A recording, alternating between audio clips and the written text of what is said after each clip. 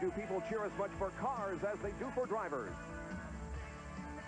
Detroit brought their specially built and shaped cars to Darlington in '69, just as they have today, and the track was earning its reputation as too tough to tame. The late Leroy won twice at Darlington in '69. Shapes have come full circle since then, although hairstyles have changed, and today's participant is a little more daring. The class of '85's valedictorian was Darrell Waltrip, Winston Cup champion, although Bill Elliott was salutatorian with 11 wins last year, including 2 here at Darlington. No one has come to the head of the 1986 class. Jeff Bodine took his Chevy to Daytona's victory lane. Then at Richmond, Ford driver Kyle Petty drove through a crash late in the race to capture his first win.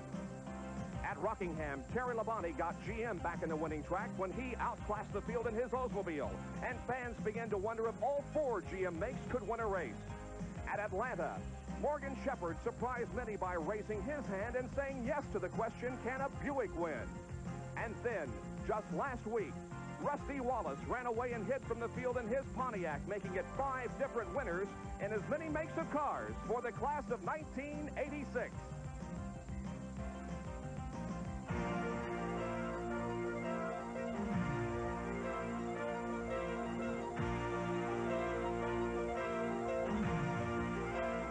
ESPN, your #1 auto racing network, presents Auto Racing 86.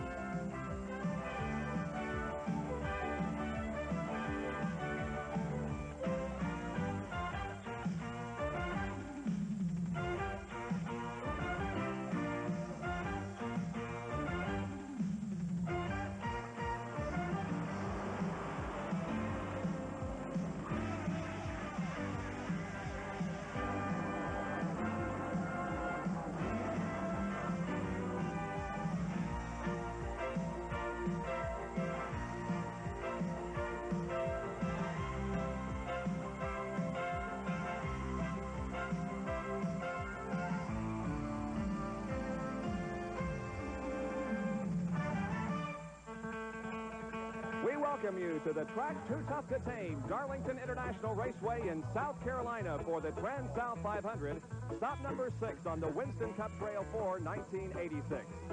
Good afternoon, everybody. I'm Bob Jenkins. We have a beautiful day here in South Carolina with sunny skies, temperatures in the upper 70s.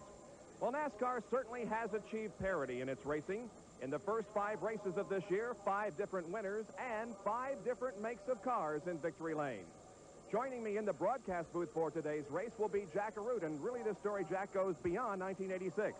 That it does. It goes all the way back to 1985. In the last 11 races run by NASCAR, there have been 11 different drivers. Also remember that every conceivable make of car that is in competition in 1986 has scored a victory, and we're only going into the 6th stop on the circuit.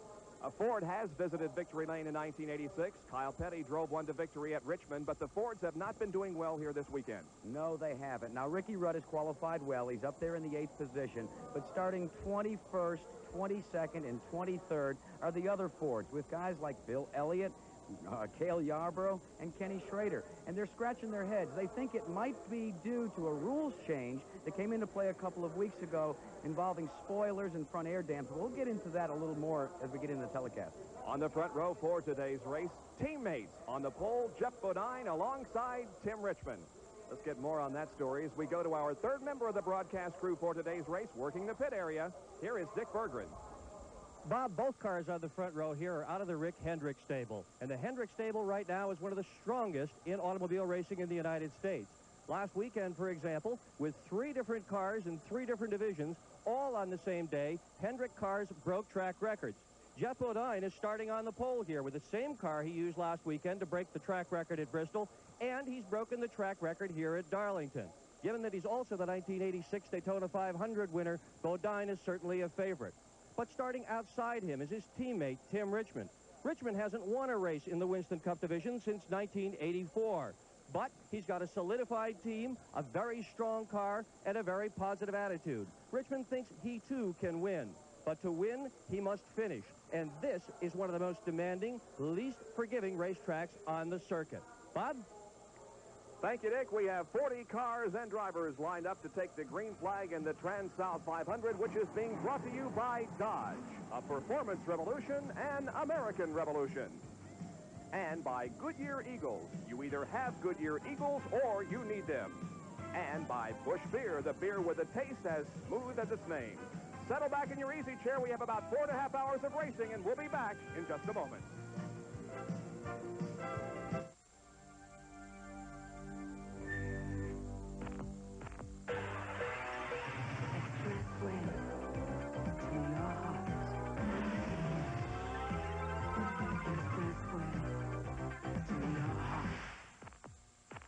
Dodge Daytona Turbo Z.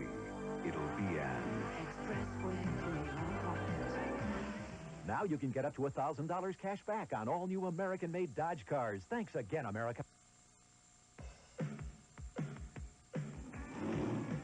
In 1985, the winning cars of the most prestigious auto races were equipped with Goodyear Racing Eagles. So it's small wonder that in 1986, most of the finest high-performance street cars are equipped with Goodyear Eagles. You either have Goodyear Eagles or you need them.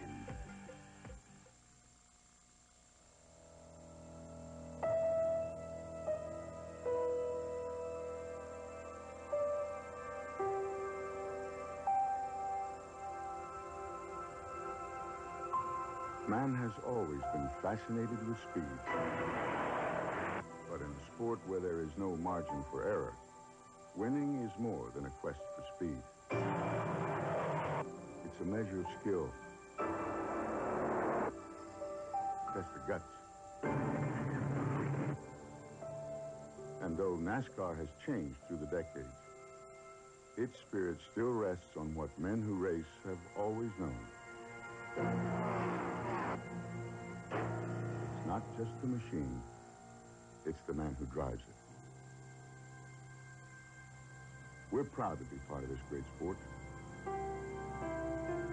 Busch, the official beer of NASCAR. The command has been given. The engines are started. There is an aerial view of Darlington International Raceway, and you can see very clearly that this is not an exactly shaped oval. It's more egg-shaped, Jack. Well, Bob, that's what the drivers refer to it. As you look to the upper left of your screen, that's actually turns 1 and 2, and then over in the bottom side is 3 and 4.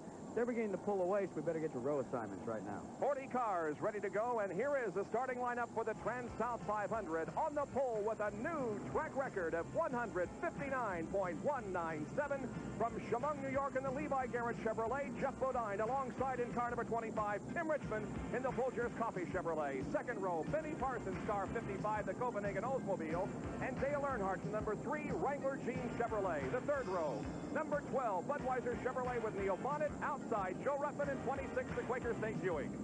In row number 4, Sterling Marlin in the Bullseye Barbecue Sauce Chevy car number 1, and Ricky Rudd in the Motorcraft Ford car 15. In the fifth row will be Harry Gann in the Skoal Bandit Chevrolet number 33, and Darrell Waltrip in the number 11 Budweiser Chevrolet. In the sixth row, car 44, the Piedmont Airlines Chevrolet with Terry Lamonti, and outside will be Bobby Allison in the number 22 Miller American Buick.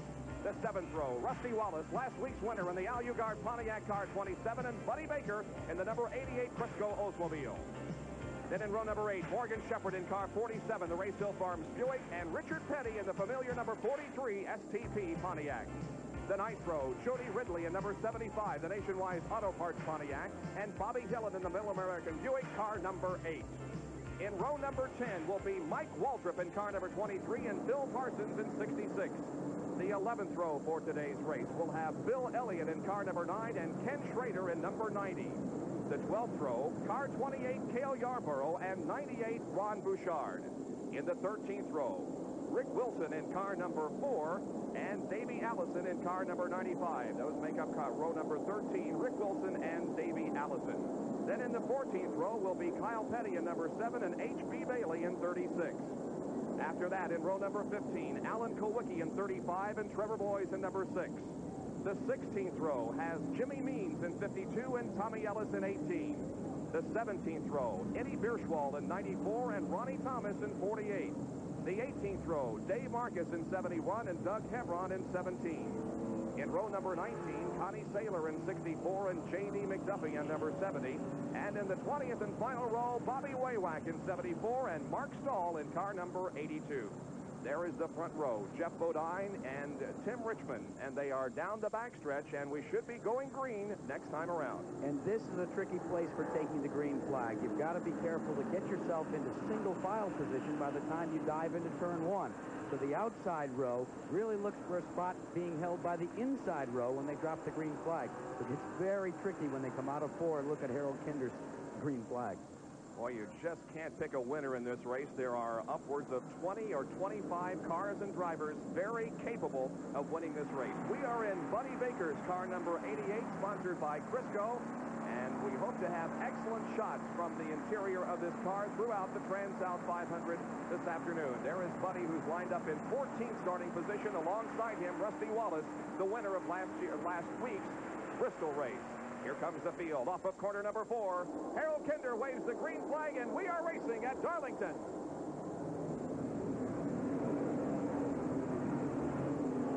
Jeff Bodine gets a terrible start. He's in trouble, Bob. He is dropping back on the field. Benny Parsons and several others are trapped behind him. Meanwhile, 2 cars in the wall, 2 on the high side in turn 2. One of them is Ron Bouchard, involved in a skirmish up there. The other one is the number 95 car of Davey Allison. Not serious wall contact, but there was some scraping of the wall, and you can see that Davey Allison's machine has been damaged, and the bodywork pushed against the right front tire, the left front, I should say. They race back to the yellow flag, and Tim Richmond edges out Dale Earnhardt for the lead, but just by a scant car length. I'm going to lead and speculate, Bob, that possibly the problem that befell Jeff Bodine, as we look at Davey Allison limping onto pit road, could have set off a chain reaction that resulted in the crash by Davey. Because as we said before, they have to come into that first turn and find a line, single file. So we'll take a look at the restart of this race and see if we can see where it telegraphs itself back to Davey Allison. Well, you'll remember that last week, Jeff Bodine also had a tough time at the beginning of the race. Now, watch the number 7 car, and let's see what happens there with Kyle Petty. See if we can see where he goes. He's further down back. There he dives to the inside, looking to get out of the way as the field on the inside is slowing down because they're all behind Bodine. That's telegraphing itself back, car by car by car, almost like you're on an interstate and you pull up to an accident where everybody stops. You just begin to deck them up. Well, here's Jeff Bodine pulling into the pit area, and also behind him comes Kyle Petty. Now, the Levi Garrett crew, headed by Gary Nelson, is running to the Jeff Bodine car to push it into his pit area. Let's get out to Dick Berggren. Well, here comes Bodine in his pit. His crew is pushing him. At this point, they don't know what's wrong with the car, but it seems as if the engine has conked out on it at the moment. Gary Nelson now in. That's what they're doing. They're working on the electrical system of the car. Nelson changing over to the spare electrical system. Each of these cars has 2 electric systems in it. He is now moving to the backup system. It tried to fire. It just backfired up through the carburetor. Bodine in serious trouble. They've moved the timing light in here now. This is definitely not the way to start the race. And Dick, remember yesterday in the late model sportsman race, they had a problem with the number 15 car from the Rick Hendrick stable, and it was electrical as well. Well, let's go to Benny Parsons. We have a radio in Benny's car, and we'll see how this problem with Jeff Bodine affected him. Benny, this is Bob up in the booth. You were kind of trapped there behind Jeff Bodine, who had a problem with the start. Bob, I didn't know what to do. I hated to pull out because the pedals on the outside were going so fast. I felt like if I pulled up in front of someone, they might hit me. Well, Jeff is in the pits right now, and it looks like it could be a serious problem for him. Now, what do you do, having lost several positions here on the first lap? Well, yeah, I don't really know what to do right now. Just try to run as best I can and follow. There's some good guys in front of me. Just try to follow these people. If I can't pass them, go ahead and do it. Is the car running okay at this point? Seem to be fine that one lap. All right, Benny, we'll continue to be with you throughout the afternoon. Let's go down to Dick once again for this further update on Jeff Bodine. Well, Bob, they've just put a new distributor in Bodine's car, apparently going back to the old electrical system. The backup electrical system didn't do it, so the new distributor went in. Incidentally, in the last practice session yesterday afternoon, they had to change the electrical system in Tim Richmond's car when it failed as well. So here's the 2 top cars. Both have had electrical problems within the last 24 hours. Kyle Petty, by the way, has been placed at the rear of the field for jumping the start. Here we go again. The screen comes out on lap number 4, and the Transouth 500 is underway once again. Jeff Bodine remains in the pit area while his teammate Tim Richmond leads the others through turn number 2 and now onto the backstretch. Dale Earnhardt is running second. Joe Ruttman is third, followed by Ricky Rudd, then Darrell Waltrip, and Bobby Allison, then Sterling Marlin. These front 3 cars have looked to pull away just a little bit. Richmond, though, we're going to have to watch on him. He's got to be thinking, Bob, that what's been falling on his teammate's car.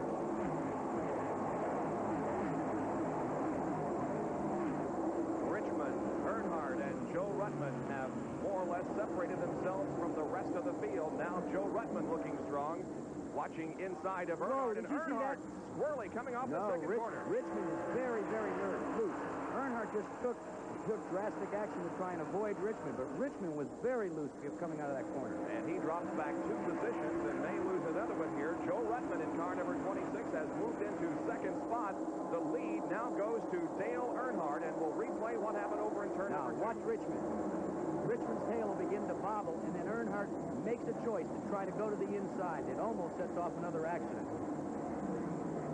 So Earnhardt with the lead, and Joe Ruttman in second position. Joe with a second-place finish this year at Richmond. But other than that, the car has just not held together for him. He's hoping for an excellent finish here this afternoon, and he's certainly one of those capable of making it number 12, different driver to visit victory lane. Richard Petty in car number 43, we understand, had a scrape of the wall. But Richard right now continuing to be at speed on the racetrack. He is in 12th position right now, and behind him is Harry Gant in car 33. You cannot run Darlington International Raceway without getting into the wall at least once or twice, and anybody, including a king like Richard Petty, will be quick to tell you that. But this early, that would cause concern for how the car's handling. And an interesting development as far as Richard Petty is concerned with his physical health. You recall he had an accident at Daytona in which he broke some ribs, and he has a special hookup in the cockpit today to more or less relax his neck.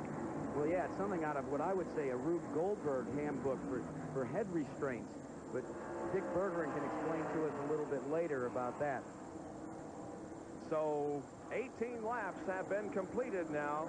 We have 367 that will make up this 500-mile race at Darlington, and we'll be back for more after these messages. Fuel-injected Dodge Lancers come with optional turbochargers, and you can't expect that kind of power to stay put. It's the boys' night out, and they're cruising around. The boys' night out, and they're doing the round. They're revving up, heading out, looking for... Now you can get up to $1,000 cash back on all new American-made Dodge cars. Thanks again, America. Pro Hardware's ready for a great Pro's sale. Pro is selection and Pro's advice. Pro is service and Pro's a great price. Pro's your best value with savings like these. A 10.5-ounce cartridge of Mako liquid nails is Pro priced at just $1.19. This Genova 5-inch by 10-foot PVC gutter section, white or brown, is only $3.99. And Tool King's tubular steel camping axe is Pro priced at only $4.99. Come to the great Pro Hardware sale now for Pro advice was a real good price. See the yellow pages for your participating Pro Hardware dealer. Back at Darlington International Raceway in the Transouth 500, the cars that started on the front row have had their problems. Jeff Bodine is behind a wall at this point, and Tim Richmond is also experiencing some handling problems, Jack. Now, watch the tail wag on Richmond's car. Well, actually, we're a little too far into it. It already had happened. But Earnhardt did the best he could to get down to the inside. And while we were away, Dick Bergeron reported that Harry Hyde told him that they had intentionally set the car up, Richmond's car, to be loose going in. It's just a little looser than they wanted to be. And I'll tell you what, Bob, I have never heard of a crew chief setting a car up being loose going into a race at Darlington. Almost every driver will tell you they want a little bit of push in the car when they start the race. Joe Ruttman trailing Dale Earnhardt. Here's the shot from out the rear window of Buddy Baker's car. That's Benny Parsons trailing him. Some excellent shot from the in-car camera. This is 7th and 8th. Buddy is in 7th position, and Benny is in 8th spot in the number 55 Copenhagen car. And did you see see the way Benny kept looking to the outside, pointing the nose over there, trying to just check out and see if maybe he could get by Buddy, and then thought better of it. Let's go down to Dick Berggren in the pit area, who has Jeff Bodine. Dick? Well, I'm with Jeff Bodine, the disappointed pole sitter. Jeff, a tough break. The shortest day I think I've ever had racing. It looks like we broke a camshaft. The distributor won't turn, the engine just quit running. Shifted in the third gear and it just quit on the start. That's a tough break, but it's part of racing, Dick. I mean, these fellas work hard on these engines and do the best they can, and a camshaft braking is just a freak thing. We haven't seen any of that in a long while. Can they fix that, Jeff?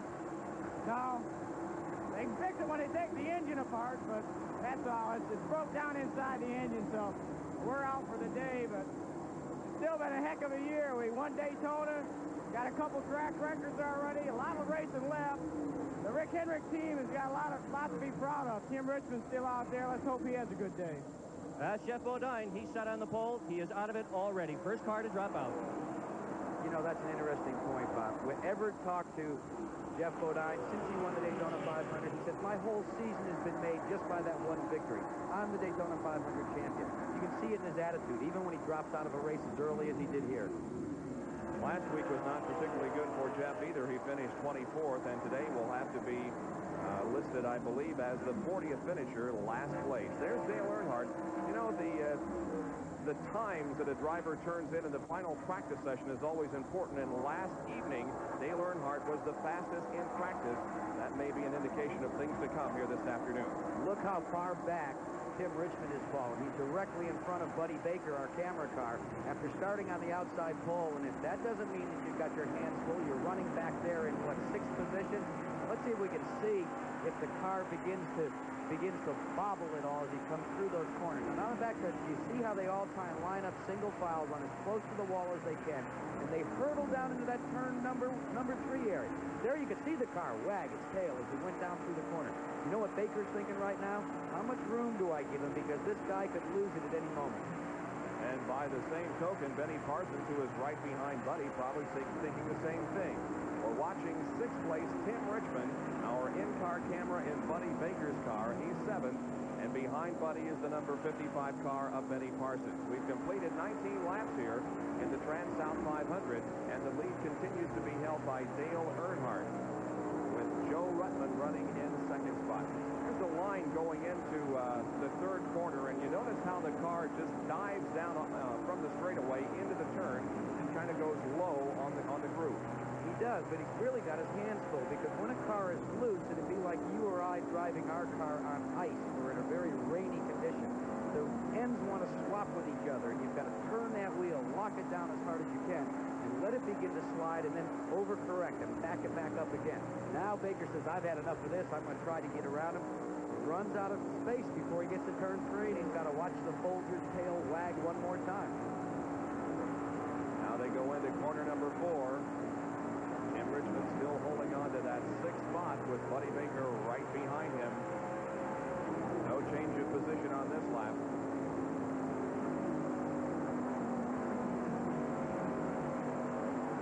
This, I'll tell you what, if you want to get a feel for what running Darlington is like, go turn the volume up on your TV right now as loud as you possibly can get it. Turn the heat up to about 90 degrees and sit in the smallest chair you've got and wrap yourself with a couple of ace bandages. You'll get a feel for what it's like to be out at Darlington and sit there for 4.5 hours and don't move. Not exactly the most pleasant way to spend a Sunday afternoon, but that's how these guys do it. You can see they're lapping slower traffic now, going high on the racetrack to pass the back markers. Now Buddy once again sticks his nose to the inside of Tim Richmond as they go down the backstretch. You know, that restart has been costly for Benny Parsons. You know, he said he had no place to go, and he's mired back here in the second 5, let us say. And he was running so well in practice, and now you've got to be careful. You've got to pick your spot. You can't just go past here like you would in Atlanta or Talladega or a place like that. This is a tricky racetrack. It looks wide, but there's only one groove all the way around. It is a very wide racetrack, but you can see that most of the track is apron. The actual groove that they use here to run on is very, very small. Baker continuing to Tim Richmond, and Benny Parsons is right behind Buddy Baker. Benny Parsons, who was with us in the broadcast booth yesterday, describing the action of the Grand National race here that was won by Darrell Waltrip, today in the cockpit of the Oldsmobile and currently running in 8th spot. The leader, Dale Earnhardt. Running second is Joe Ruttman, and third, Ricky Rudd. Back with more from Darlington, South Carolina. Bob Jenkins, Jack Arute, and Dick Berggren back at Darlington, South Carolina, where some Masters fans have gathered with us this afternoon. We'll keep an eye on the Masters Golf Tournament being held not too far away from here throughout the afternoon, and try to keep you abreast of what's going on there. From high above Darlington International Raceway, this view of what's going on, the green flag remains out, and Dale Earnhardt has opened up quite a lead over Joe Ruttman. So what else is new? It seems like every race we've been to, and there's your leader that is going over some lap traffic. Dale Earnhardt has led and almost dominated somewhere along the line, but you know what, Bob? He's yet to win a race this year. He has finished second at Atlanta. He was 8th at Rockingham and 3rd at Richmond, but has not visited victory lane so far this year. As we were telling you, Ricky Rudd in the Ford is running in 3rd spot, then Darrell Waltrip is 4th, and Bobby Allison is 5th. Back in 6th, 7th, and 8th spot. Tim Richmond in the Vulture's car, then Buddy Baker, whom we are riding with, and then Benny Parsons running 8th. Buddy Baker in that car number 88 Frisco-sponsored machine. Buddy not full-time on the Winston Cup trail anymore, and we asked him how he felt about that. Buddy, do you miss being a full-time driver on the Winston Cup circuit? Not really. I ran all the races last year, and right now we're getting our operation where we're competing in all the major speedway races, and I think we're gaining leaps and bounds right now over trying to just be there. We're trying to build winners now. Benny's still running 7th, but a change back of him, moving into 8th position, is the number 33 Skull Bandit of Harry Gant. Benny Parsons drops back to 9th position. See how the leader's beginning to work the race traffic. You've got to be very careful when we talk about a one-groove racetrack. He got by. He can only literally pass on the straightaways here. Here's Darrell Waltrip and Bobby Allison. They're mired in a contest back there in the Battle of the Beers. 4th place is Waltrip, and 5th is Bobby Allison in the number 22 Miller American. You really have to pick your spots here to pass, and that's where race traffic becomes so critical, Bob. You saw with Buddy Baker when he was beginning to work around Tim Richmond, he had no place to go. So if you look real closely, you can see that there might be a crack in the windshield on Bobby Allison's car, and that's a problem that plagued Tommy Houston yesterday in the Grand National event. And it's right in his field of vision. It looks like he must have dinged it somehow, because it looks definitely like a crack on a stone, or maybe a lug nut has come up and hit him right in the windshield. Darrell Waltrip won yesterday's Grand National race here at Darlington International Raceway in the division that used to be called Late Model Sportsman. And he really earned the victory, too, because he raced with and passed Dale Earnhardt in the late stages of the race, and Darrell went on to register a victory. Here we're talking about race traffic. So see, the race traffic, the lap car went down way low on the inside of the racetrack to let Allison and Waltrip go by, allowing them not to get out of the throttle and be able to get set up properly to go into turn 1. Drafting here isn't as much of a factor as it is on some of the faster racetracks, as we will see at Talladega, for instance, in the first weekend of May when we visit there. But you do pick up a bit of a draft here at Darlington. Oh, yes, you do. And while it may be marginal as compared to a Daytona or Talladega, you can use it, and you should use it to your advantage, especially when you're trying to chase down the lead car that begins to pull away on you. You can use it by getting behind those lap cars and trying to catch some air. There's Dale Earnhardt looking to the inside of, looked like the Friedlander car of Tommy Ellis, puts him a lap down. So there are 23 cars left on the lead lap. This is a torrid pace by Earnhardt so far, Bob. It certainly is. He has just pulled away from the rest of the field and opened up about a full straightaway advantage over second place Joe Ruttman. And these guys are continuing to run in order, although Harry Gant has moved up to 6th place now, ahead of Tim Richmond and also ahead of Buddy Baker. Now, let's see how bad Richmond's car is. Has it gotten any worse than the last time we checked in Buddy Baker's vantage point. Baker looks to the inside. He's alongside of him coming out of turn number 2. Down the backstretch. Let's see if he can make the pass. Now he's got to get himself positioned. He does. Ready to go back up. And Benny Parsons passed with him, got by Richmond. So they dropped Richmond back by 2 places. Before they get to the turn, they've got to get back to that high side. They both did it. Obviously, Tim is still having problems with the handling of that car because he is dropping back on the field. Neil Bonnet is now running right behind Tim Richmond, and Tim drops back to 9th.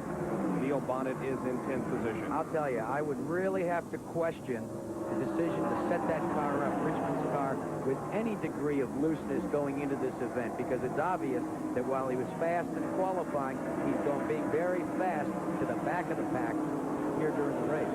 We talked about a possible crack in Bobby Allison's windshield. Dick Berggren, can you update us from the pit area?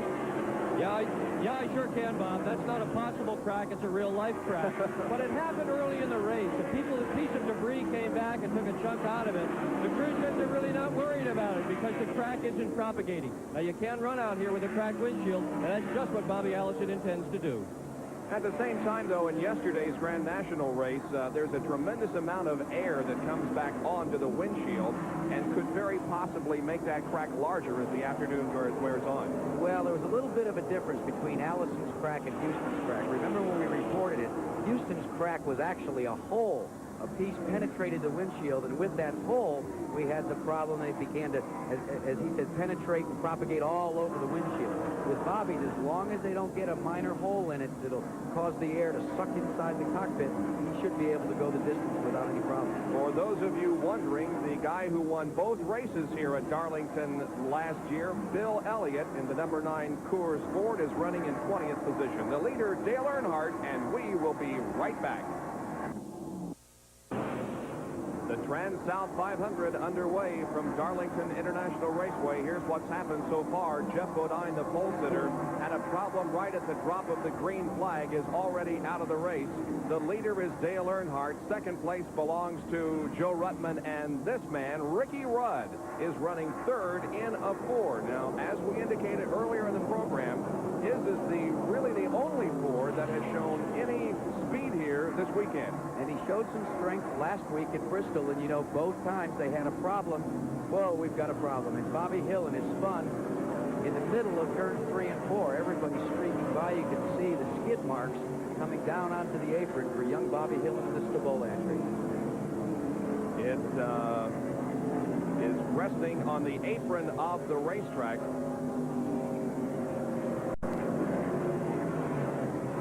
So the yellow comes out for the second time this afternoon. Here is Cale Yarborough in car number 28, who started this race down in the 23rd position, qualifying about 6 miles an hour off the pole setting speed. And he was none too happy. And when we alluded to the air dams on the front of those cars on the Fords, we'll talk about that a little bit later. But he's part of that story along with Rudd. What I was going to say about Ricky Rudd is Bud Moore, again, is not here today. He is suffering from viral hepatitis and has missed the last 2 Winston Cup races, and we certainly hope he'll be back very, very shortly. Dick Berggren in the pit area.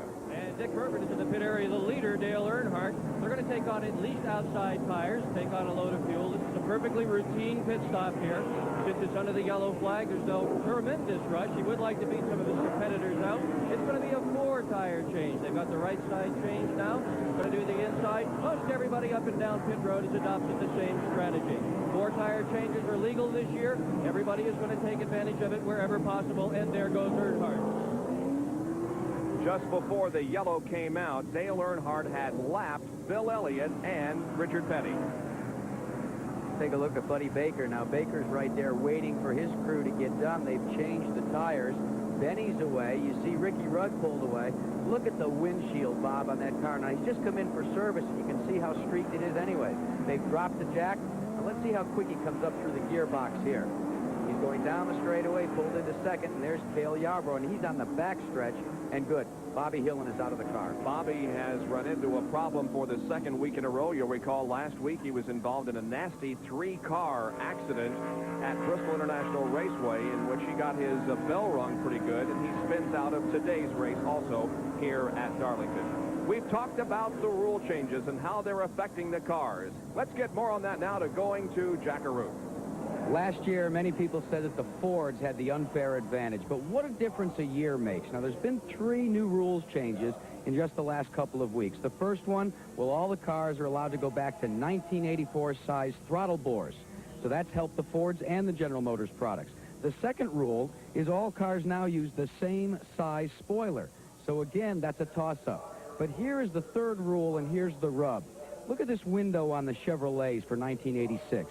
See how acute and slanting it is? Well, let's compare that to the Ford Thunderbird over here behind me of Ricky Rudd's. When you take a look at its rear window, you notice that it's an awful lot like last year. In fact, it is the same. It doesn't have as acute an angle, so the air doesn't flow as quickly and hard over it. Therefore, not as much downforce.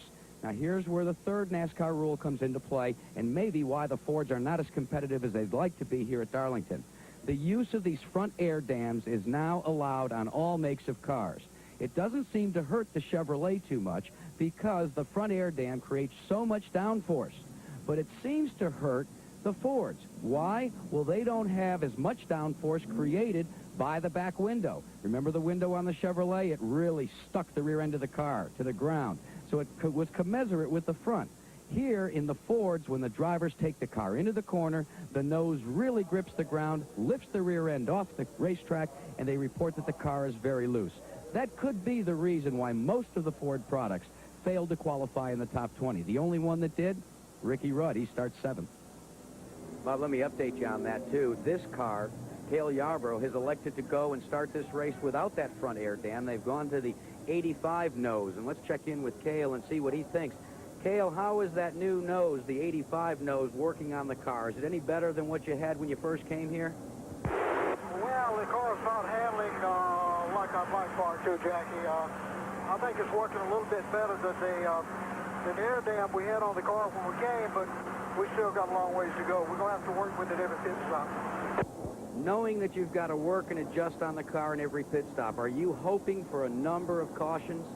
Well, yeah, I need a lot of cautions today because I'm going to need a lot of adjustments. Well, good luck to you, and we'll stay on top of all the adjustments on that Hardee's machine.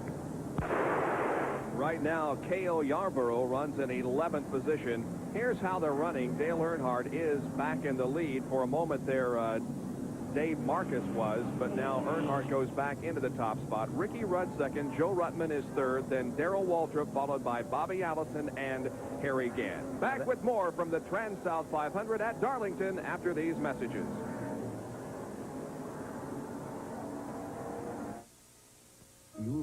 When competitors come in and change tires, not only are they putting fresh rubber on, but they're also adjusting the suspension. And today we're going to follow with Andy Petrie, who is the suspension rubber expert for Benny Parsons, exactly what they do when they come in and make these pit stops. What, Andy, did you do on this pit stop to Benny's car, and how can we expect to see it run now? Well, Benny said the car was loose in this last round of green flag, and we put a 5/8 staggered set of tires on from 1 inch, and that should tighten the car up. Well, what that basically means is that the left rear tire's difference in circumferential size when compared to the right is less. The left and right rear tires are about the same size.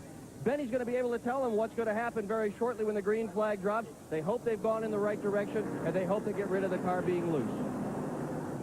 So changes being made on the Benny Parsons car to hopefully get it handling better. There's Benny as the field moves down the backstretch now. The field still under caution because of the incident involving Bobby Hillen, who is okay. The car has been taken off of the racetrack, and we should be going green now within a few laps. We have 17 cars on the lead lap. However, a couple of cars who have been lapped include Bill Elliott and Richard Petty. And it looks, Bob, like they're getting start. Going 1 to go, so we'll be getting a start very shortly. And what an unusual scene to see Dale Earnhardt on the outside where the fastest cars are and see a guy like Bill Elliott on the inside already a lap down. There are the Winston Cup point standings going into this event. Darrell Waltrip in the lead with 825, followed by Terry Labonte, then Dale Earnhardt, Rusty Wallace, and Bill Elliott. And the second 5 include Jeff Bodine, Kyle Petty, Harry Gant, Tim Richmond, and Richard Petty. And everybody better watch out for Waltrip. If he begins to score that many points this early in the season, it could be another Winston Cup championship for that team out of Engel Hollow. And Dale has certainly changed his philosophy about racing. He says now it's more beneficial as far as winning the Winston Cup is concerned to be consistent rather than actually going for the win of a particular event. Ironic front row, isn't it? A lap down, Bill Elliott. What a difference a year makes. We are ready to go green once again. The pace car is off the track, and Earnhardt picks up the pace. Now, both Elliott and Petty will attempt to get ahead of Earnhardt, and then if the yellow comes out again, they can make up the lap. But, boy, Dale just blasts away from the rest of the field as the field goes into turn number 1. One more time, they take that single file line down through as they hurtle down the backstretch. It's still Earnhardt beginning to pull away now by about 6, 7 car lengths as he goes into turn 4. And Elliott has fallen into third place there in line, but remember, he is a lap down. The Ford of Ricky Rudd seems to be working very well at this point. And Ricky is in second position now and not letting Dale get all that far ahead. Still early in the race. You've got to let things shake down. I think Ricky Rudd is driving a very, very good race.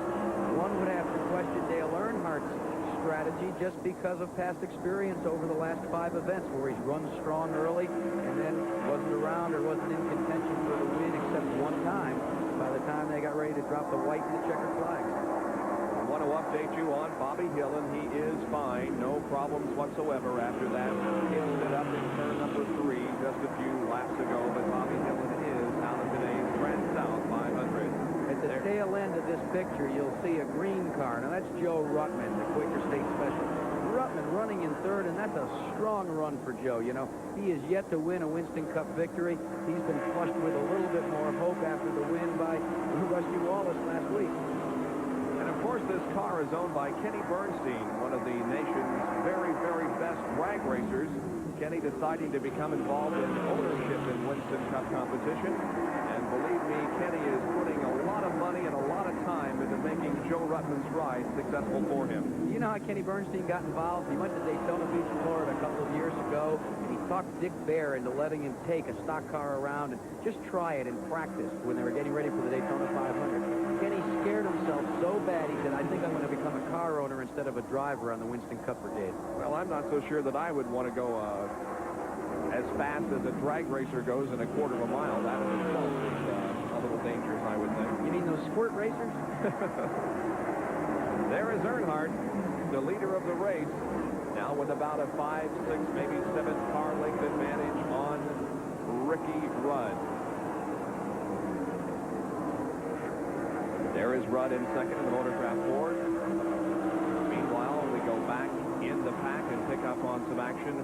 Morgan Shepherd. Morgan Shepherd, yeah, who's running in 14th. Right ahead of him is Rusty Wallace, last week's winner, and Jody Ridley also involved. This is 12th, 13th, and 14th position.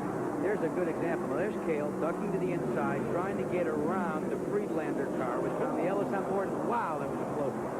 Very, very close. Forced high on the racetrack, and Jody Ridley also passing him. Now, that is 11th position.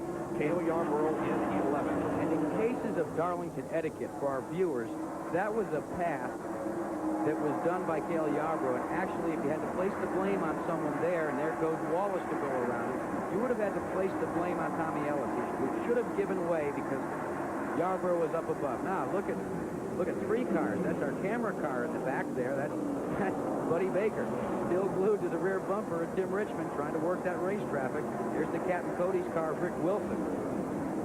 And Morgan Shepherd passing Tommy Ellis. They go down the backstretch in single file formation now. You're seeing Shepherd at the head of the pack. Ellis looking to the inside. There is Richmond. Directly behind Richmond is the Captain Cody's car we said of Rick Wilson, and behind him is Buddy Baker. Morgan Shepherd, who won the Atlanta Winston Cup race earlier this year in this car. Last week he did not run in this car. So this is his first time out in it since he did win the Winston Cup event. And right now he's running back in 14th position. There is Tommy Ellis, number 18 Friedlander car. straightaway once again with 60 laps now being completed. There is one of this year's winners, Terry Labonte in the Piedmont Airlines Oldsmobile. And behind him is Rick Wilson, a driver from Bartow, Florida, who is doing double duty here this weekend and finished in the top 5 in yesterday's Grand National race. Rick Wilson in car number 4. You know, one of the tutors of Rick Wilson in the early days was a guy by the name of A.J. Foyt. Wilson was involved with Dick Hutchison, who also was involved quite heavily on the stock car side with Foyt, and used to come to a lot of races as Foyt's sidekick. Eventually, he landed that ride with Morgan McClure. It was vacated by Joe Ruttman after they lost the Folger sponsorship. And they all say, Morgan McClure's team all say that they're very happy with Rick Wilson. And Terry Labonte, well, he's running strong. He's already won one of the races this year at Rockingham. And, you know, there you can see from the in-car camera, we're taking a look at Bobby Allison's rear decklet as Buddy Baker gets jostled about. Look how quick the stripes go by. You really get a speed sensation. Moving at well over 150 miles an hour at this point on the racetrack, braking for the corners, but going well over 150 miles an hour on the straightaways. Now, this car right behind Buddy Baker, that's Sterling Marlin, and there you could see the smoke. We were getting reports that there was smoke coming from the engine compartment or out of the exhaust from that bullseye car, and it looks as if, at least from the in-car camera, as it is indeed the fact. And that would be a tough break for that Haas-Ellington team because they're very high on Sterling. Sterling's done quite well qualifying everywhere. You can see the smoke again. Not sure, though, whether it's tire smoke or engine smoke. Well, I've been noticing that throughout the race, and it appeared to be tire smoke to me, and we'll keep our eye on it. Right now, Sterling Marlin is running in 8th position. So he's doing well in that car, and I don't think there's any indication that there's something seriously wrong with the engine of that machine. Transouth 500 from Darlington International Raceway for you this afternoon on ESPN Live. 64 laps have been completed. The leader is Dale Earnhardt. We'll be back with more. Dale Earnhardt leading the Transouth 500 at Darlington International Raceway. There he is in corner number 3. His advantage over Ricky Rudd about 2 seconds right now. But Ricky Rudd's going to have his hands full momentarily because directly behind Rudd is Joe Ruttman, and behind Ruttman is the 33 car, Harry Gant. Gant is really on the move. He's been working his way up through traffic, and he's going to challenge for that 2nd and 3rd position shortly. That's Bill Elliott running right behind Ricky Rudd, but Elliott has lost a lap already here in the first 67 of this event. So it appears as if Bill Elliott's threat to make it 3 in a row here in Darlington have already gone away. Safe margin there for 2nd position. The 2 green cars, however, that'll be a contest for a spot. And that, of course, is actually Ruttman and Harry Gant. Earnhardt is really driving an incredibly smooth race, Bob. He's been working through traffic. He's up on the high side of the racetrack, down on the low side. It looks as if things are going quite nicely for the Wrangler machine. He just put a lap on the number 82 car of Mark Stahl from San Diego, California. The drivers from the West Coast that have joined Winston Cup competition here in 1986, now putting a lap on the number 64 car, which is being driven this weekend by Connie Saylor. It's hard to believe that they've announced, Elmo Langley has announced that he's going to sell his entire operation after the Winston 500. But there's Gant. Now, there's the battle we're talking about for that 3rd spot. Gant looks to the inside, tries to get up alongside of Ruttman. And he got it. Yes, he does. Into 3rd place goes Harry Gant from Taylorsville, North Carolina, the 46-year-old driver, with Hal Needham and Burt Reynolds owning this car, and Harry is definitely on the move. Now, right ahead of him is the lap car of Bill Elliott. His concern is to get around Elliott and then set his sights on 2nd place Ricky Rudd. Getting around Elliott is going to be no easy task. Elliott knows that he's there. Rudd knows that Elliott's there. He's going to work the race traffic, Rudd that is, to his advantage to try and use number 9, Bill Elliott, as a moving pick to keep Harry Gant at bay. Picking up perhaps a little bit of a draft there on the backstretch. And number 33, Skoll Bandit Chevrolet. Crew chief on this car is Travis Carter. Right now, Harry is 8th in the point standings with a couple of top 10 finishes this year. His best is 2nd at the Rockingham 500. Bob, watch as they come down out of turn 2 and go down the backstretch. They'll begin to close up. You were asking before about how useful the draft was. Well, that's where it's useful. You pick up that air. You try to use it to your advantage. Gant looked to the inside, saw he wasn't going to have enough time. And what separates them so much as they go into the corners is just how hard on the binders do you get. All right, we talked about the rule changes and the fact that that rear spoiler is now higher than it was allowed to be earlier. And there goes Elliott. What's Elliott up to? He's going to try and pick back the spot and maybe work back up. Went to the inside. Rudd just hanging in there on the high side. Track narrows out of 2. Elliott gets away. Fords racing against each other here, not for position, but Bill Elliott trying to get his lap back. Now, does the larger rear spoiler have an effect on drafting? Yes, it does. It should aid the drafting process. Oh, they touch in turn number 4. That was Harry Gant, who was trying to go to the inside of Bill Elliott, and they touched as they came out of 4, and boy, it was a miracle that somebody didn't lose control. He was loose in the middle of the turn, tried to gather it in. That's why Harry Gant went down to the inside. Now he's checking everything over before he goes back to full throttle racing, because that was scary. He traded some paint, some sheet metal with a lapped car. Now Harry's concern is keeping 3rd position because Joe Ruttman was behind Gant and Elliott as they touch there in turn number 4, and Ruttman now is right up on Harry Gant's bumper. Bob, it takes a couple of laps for you to be sure that maybe you haven't rubbed the fender down to cut a tire or something like that. Once you know. Now, watch this. He's on the inside. Harry Gant trying to hold on, has already lost control, crammed up again. Oh, look at that. Just absolutely just laid right into Bill Elliott. But a good job by Joe Ruttman. Absolutely. He was right there on the bumper of Harry Gant, but did a fine job of avoiding the problems. Gant was almost totally sideways there in the 4th turn, where we saw a lot of accidents yesterday in the Grand National race, and somehow managed to keep control and gather it in. Well, you can look, the lines changed, though, on Harry Gant. Gant's got his hands full. He's going to have to hold Ruttman off in a different way than he was before because he's going way high in the corners. Ruttman's going to sense that, and he's going to try and go way low and get the position. Well, if you're as old as I am, you can remember when green was bad luck in auto racing, but I guess these 2 cars here battling for position out there, an indication that that certainly is not true anymore. That went away when they started paying off in greenbacks in money. They said no problem with green as long as you wanted to pay.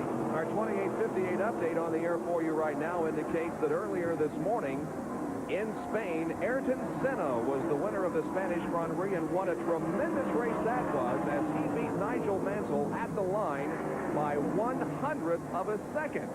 Mansell just stood on the accelerator and closed in on Senna in the final laps and almost pulled off the victory, but Ayrton records victory number 1 in 1986. Bob, here at Darlington, this is a heck of a battle for position down here in that position of 3rd and 4th.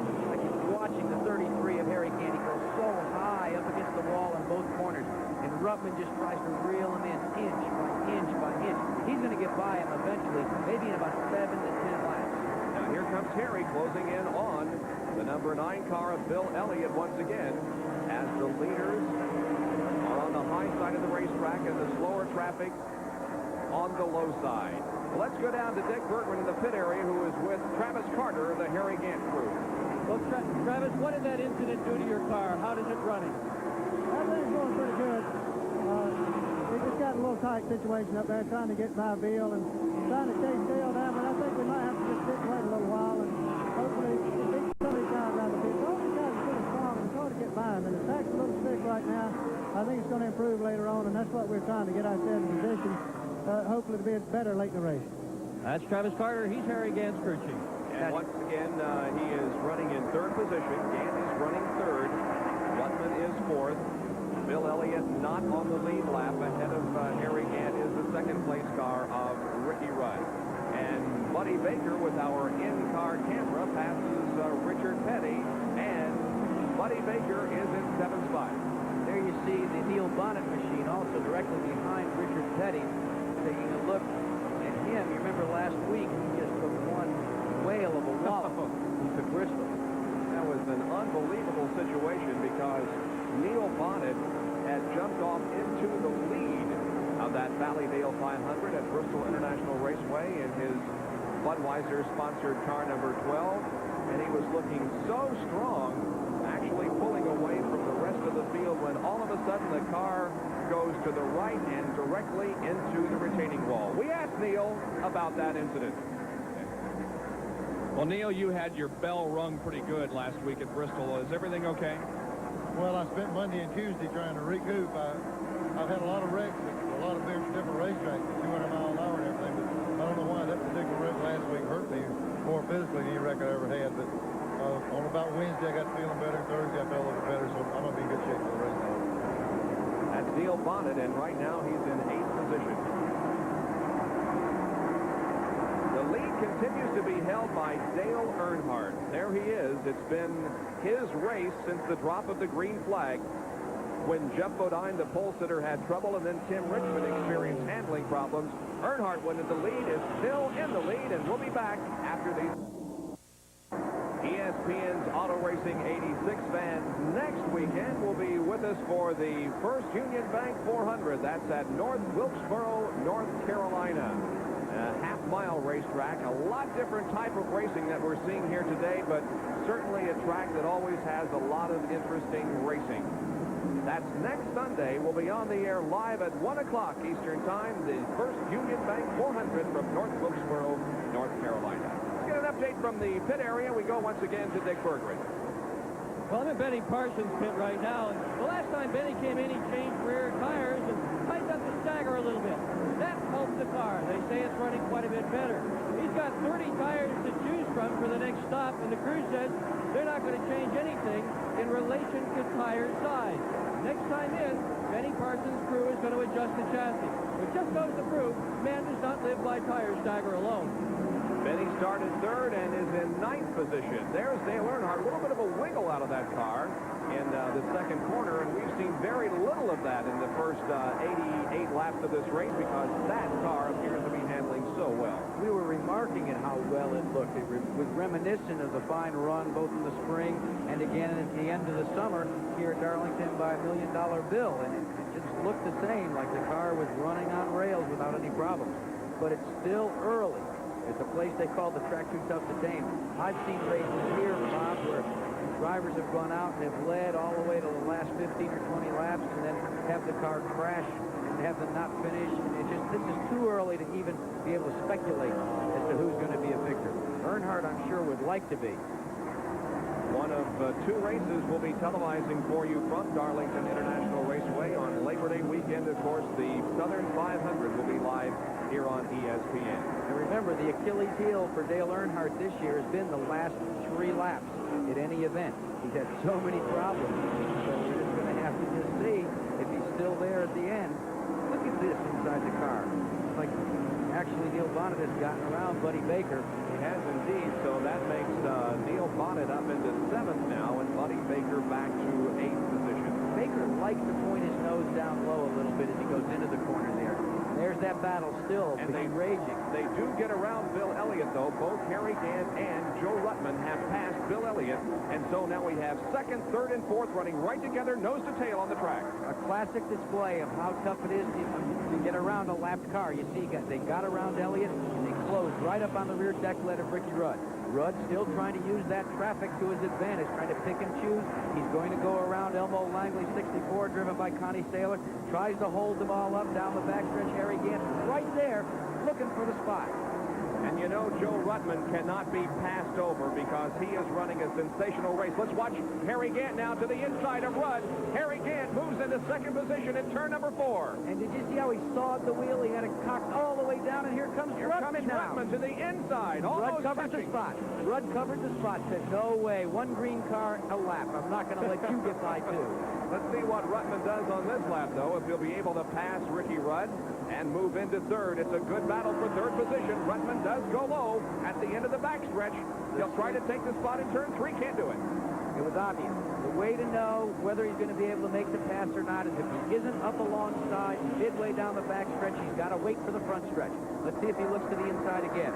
Ruttman says, no, I'm going to take a bead on him here. I come across the start-finish stripe. I'm going to check out what his car's doing before I take a run on him again. You know, Joe Ruttman here in the early stages of this race reminds me a lot of Rusty Wallace's race last week. Qualifying not all that well, although... the pass again down the backstretch. Let's see if he can make it down the chute. He does. Rutman is looking good, is reminiscent. So Rutman started 6th and has moved into 3rd position. Rudd is back to 4th, and the interval between 1st and 2nd now, Dale Earnhardt and Harry Gant is 5.5 seconds. But look at how far Harry Gant has pulled out. He's pulled beyond Rudd and Rutman. He's just beginning to close in. Could it be that maybe he was being held up just because of the handling characteristics of the other cars? There's Rutman, but he is nowhere near Rudd. We can look at the separation here in the long shot. There you can see he's beginning to close on that front position. He is indeed. We said it was 5.5 seconds. We'll keep an eye on it every lap to see if indeed Harry Gant is closing in on Dale Earnhardt. This time it's 5.1 seconds, so he knocked off almost a half second that last lap. There is 2nd place Harry Gant, and we pan forward now and pick up the leader, Dale Earnhardt. There he is in corner number 4. So it's a nice advantage for Earnhardt, but Gant is definitely moving in. And again, I keep harping on traffic, but with race traffic, as we see Ron Bouchard working on the backstretch. Yeah, look at that gas man. Boy, that's old Jesse. He's big enough to lift the car up, let alone both gas cans. You know, there's a team that's been bereft with controversy, Bob, over the last couple of weeks. There is no happiness in the number 98 camp, and there could be some problems down the road. Ron Bouchard being rumored to being desirous of getting out of his contract, and we just have to wait and see. Now the interval is down to less than 5 seconds on the racetrack. It's 4.8 seconds, the lead that Earnhardt has over Harry Gant. It is down to 4.5 seconds. The fastest car on the racetrack is Harry Gant. And the key is, directly in front of Earnhardt are some 15, 16 cars, lap traffic. Look at yeah, there's some distortion, something on the front end of that Jody Ridley car, number 75. Could be some 100-mile-an-hour duct tape that isn't quite up to Darlington standards, beginning to peel away. Actually, yes, it will make him overheat if they don't get it off, because it looks like it may be some screenings that he's picked up. He's going to come on to pit road and get it torn off. Jody Ridley and the Raymock team entry. Unfortunate for them, especially with a Pontiac, because there isn't that much open air in the front grill area of a Pontiac. They pull it away. Was it a plastic bag? It looked like a garbage bag. It really did. It's probably made its way from the grandstand onto the racetrack and has caused Jody Ridley to come in for a stop. Prematurely, he was running 16th. He thought he has to come in and get that away from the radiator. They also choose to change the tires on the car on both sides, it appears. They've got the right side changed. Now the crew goes over and begins to work on the left side of the car. On the racetrack, it is Buddy Baker still chasing Neil Bonnet out there, and they are running in 7th and 8th spot. Good run for Buddy Baker, you know. With his limited schedule, he's had some problems, but it seems as if the Oldsmobile is to his liking this year. They've worked very hard to get it up to snuff, and he loves Darlington. He gets so pumped up about this place. He says this is the race that he practices for, and then he goes down to it for the Southern 500, and that's the one he really wants. You see how he works the wheel, and you can look just above his wrist. There's the tachometer on the car. And now he comes down the straightaway, and he begins to cock it around, gets around the car. Now watch as he gets set back up for the corner. He's going to saw that wheel all the way down, keep the car down. So you've got your hands full, especially when you're strapping 6'4" like Buddy Baker to wheel one here. This is only his 3rd race in 1986. He finished 26th at Daytona and 15th at Atlanta. Buddy Baker running currently in the top 10 here at Darlington.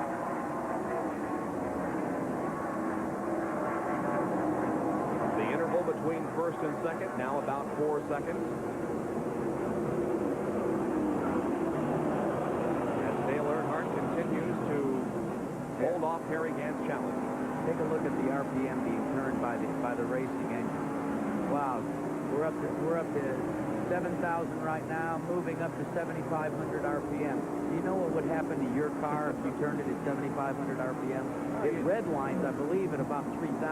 Yeah, you usually run them 3,500, maybe 4,000 at the outside, but boy, you're talking a lot of RPM at 7,500. And to do it for 500 miles and continuously for 4.5 hours, that's a good testimony to how tough these racing engines are. 367 laps make up this Transouth 500. It's a 1.366-mile race course. And right now we have completed 103 laps. There is Neil Bonnet once again, who's running in 7th spot. In the Junior Johnson stable, his teammate Darrell Waltrip is currently in 5th place. 4th is Rudd. 3rd is Joe Ruttman. 2nd is Harry Gant, and the lead continues to be held by Dale Earnhardt. So we'll be back with more of our live coverage on this beautiful Sunday afternoon in Darlington, South Carolina. Jody Ridley had to make that pit stop. These holes are supposed to be round, and that's what the lug bolts and lug nuts go through. The left rear wheel on Jody Ridley's car was working loose. This thing was about ready to take a trip down the speedway and come off. That's why he had to make a pit stop. But while he was in, they got the garbage bag or whatever it was off the front of the car. Now Jody is back up to speed out there on the racetrack behind Morgan Shepherd. Now, the leader, Dale Earnhardt, has passed Dave Marcus and now is about to lap Rusty Wallace, last week's winner at Bristol. There are currently 16 cars on the lead lap, and he is about to, as a matter of fact, does lap Rusty Wallace, and so Wallace goes a lap down. Earnhardt is just running so smoothly. Watch as he works through the corners. You don't see any bobbles. You don't see him having to really hammer at the wheel. He makes one quick cut with the wheel coming out of turn 4. He picks up a nice straight line beneath the start-finish line and gets himself set up for turns 1 and 2. He's got the car set up almost perfectly, at least for this point in the race. Earnhardt is showing it by the amount of separation he's got over second place, Harry Gant. In last year's Transouth 500 here in Darlington, Dale led 130 of the first 200 laps before mechanical problems hit him. And here in the Southern 500 last year, he was dominating the race until the engine quit on him. Now, let's run down the standings here. The leader is Earnhardt. 2nd is Gant. 3rd is Joe Ruttman. 4th, Ricky Rudd. 5th is Darrell Waltrip. In 6th position is Bobby Allison.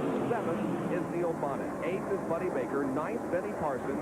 And 10th is Sterling Marlin. Running in 11th position is Morgan Shepherd. 12th is Cale Yarborough. 13th position is Tim Richmond. 14th is Terry Labonte. And then a lap down in 15th position is Rusty Wallace. Cars out of the race at this point include Jeff Bodine, who had trouble at the very drop of the green flag, also out of competition. Bobby Hillin Jr., the number 95 car of Dickie Allison has retired, and so has Ronnie Thomas. And Joe Ruttman, our 3rd place car, into the pits for a stop. If they're going to go to right side rubber, they got fuel. If any of the tires are flat there. Is this a routine stop, or isn't it a little early for that? This would have to be pretty close to a routine stop. Could be a little early. 111 laps have been completed. Good stop for Joe Ruttman. He goes back out onto the racetrack. It's a stop under green, and so Joe Ruttman will, at this point, be down 1 lap. There's the leader, Dale Earnhardt, at the end of the backstretch. Still continuing to lead this Transouth 500. Dale Earnhardt has led 92 of the first 112 laps. Bob, we should figure that within the next 10 to 12 laps, we'll see all of the top runners beginning to pit. Well, let's find out if it was a routine stop for Joe Ruttman. Dick, what's the story down there? Well, Bob, what they basically said is they're running low on fuel. It's a bit early to be running low on fuel, but in fact, they believe that was what their problem was. So they came in and put some gas in it and went back out again. All right. So that is the story. It was a routine stop for fuel only. No problem as far as the engine is concerned or anything else. They just simply were running low on fuel. Here comes Kyle Petty. This is a good indication, though, that pit stops will be coming up shortly because the Fords usually pit 5 to 7 laps earlier. Both Fords are on pit road. Kyle Petty and Ricky Rudd, as you see, they're in for their regularly scheduled pit stops. So, as I said, before 75 laps have been completed, we should see the entire field taking on fuel and tires. Rudd's down and away. And ahead of him, Kyle Petty goes out of the pit area. Behind all of this, Rusty Wallace comes in for a stop, and he, of course, has just been put down a lap. There is Rusty Wallace's Alugard Pontiac, stopping in his assigned pit area, and rubber being changed on the right side of the car. Now, here is where you begin to hold your breath if you're out there, because you're hoping for a caution which would give you the advantage over other people. But if you're running out of fuel, you've got to come down here into the pit, you've got to take it on, and hope everybody else has to do likewise. There's your leader pulling onto the pit for his service. The Richard Childress team goes to work. They'll go for outside rubber and a full 22 gallons of fuel on the Chevrolet. Just ahead of him, Tim Richmond in the lower right corner for screen is also in for some work. There goes Richmond, and right behind him is Dale Earnhardt. There is Harry Gant, and Gant is staying out there on the racetrack, completing another lap, making it 116 laps. And Gant is in corner number 1, and Earnhardt is picking up speed in the second corner. And Dale stays on the lead lap, but just barely. But they've narrowed the margin down.